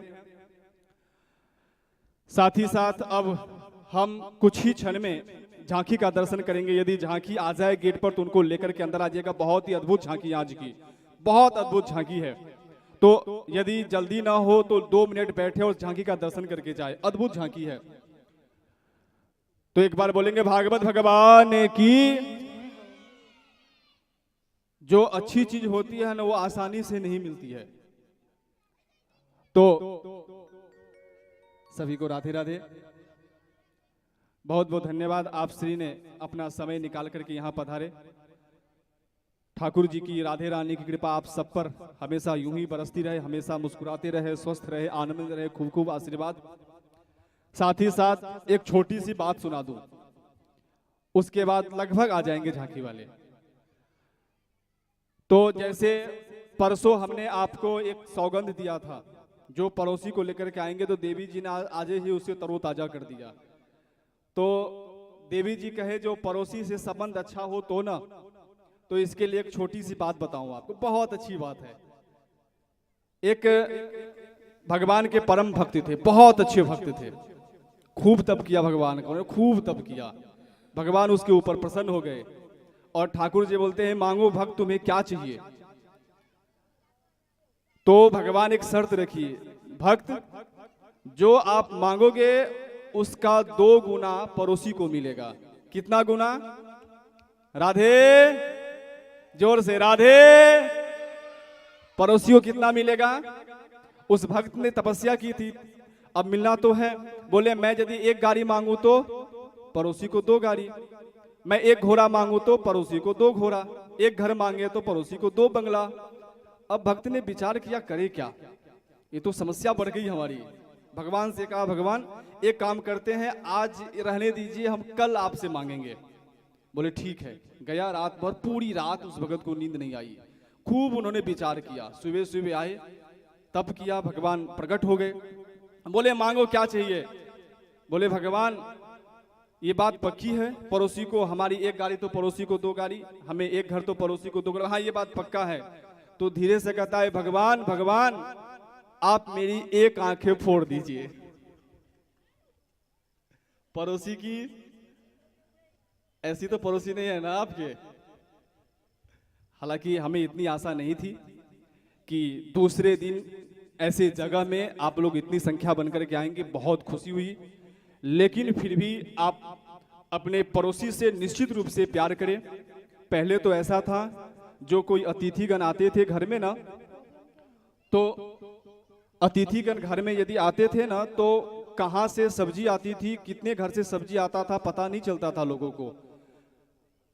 और उसके घर में, उसके थाली में 8-10 कई प्रकार के सब्जियां आ जाते थे उनके घर में। तो बहुत ही सुंदर, ये हमारे पड़ोसी से प्रेम निश्चित रूप से रहना चाहिए। पड़ोसी से प्रेम ऐसा रहना चाहिए कि जब हम घर में ताला मारे ना तो ऐसे खींचने की जरूरत ना पड़े। ऐसे आदत होती है कईयों की, ताला मारे तो खींच के चेक करते हैं खुली कि नहीं खुली। ऐसी पड़ोसी होनी चाहिए जो जाते जाते अपने घर की चाबी उसको दे करके जाए। पड़ोसी ऐसा होना चाहिए। तो बहुत ही सुंदर। आइए एक राधे रानी की धुन करते हैं, तब तक लगभग वो आ चुके हैं। तो एक बार राधे रानी सरकार की, वृषभान दुलारी की, कृष्ण कन्हैया लाल की। तो पुनः आप सबसे बता दें कि ये आयोजन आप सभी का है, आप सबको संभालना है। जैसे आप संभाल रहे हैं, सबने अपनी अपनी सेवा लेनी है, बहुतों लोगों ने इसमें सेवा ली है। तो जिनको जो लगे आप करें। और यहाँ पे जानी दादा है, आप उनसे भी संपर्क कर सकते हैं, वो भी पूरी व्यवस्था संभाल रहे हैं। या यहाँ पर हम भी रहते हैं, समय के अनुसार आप हमसे भी आकर के संपर्क कर सकते हैं। तो जिनसे जो बने आइए करिए। और विशेष करके ये कथा की, ये जो कथा है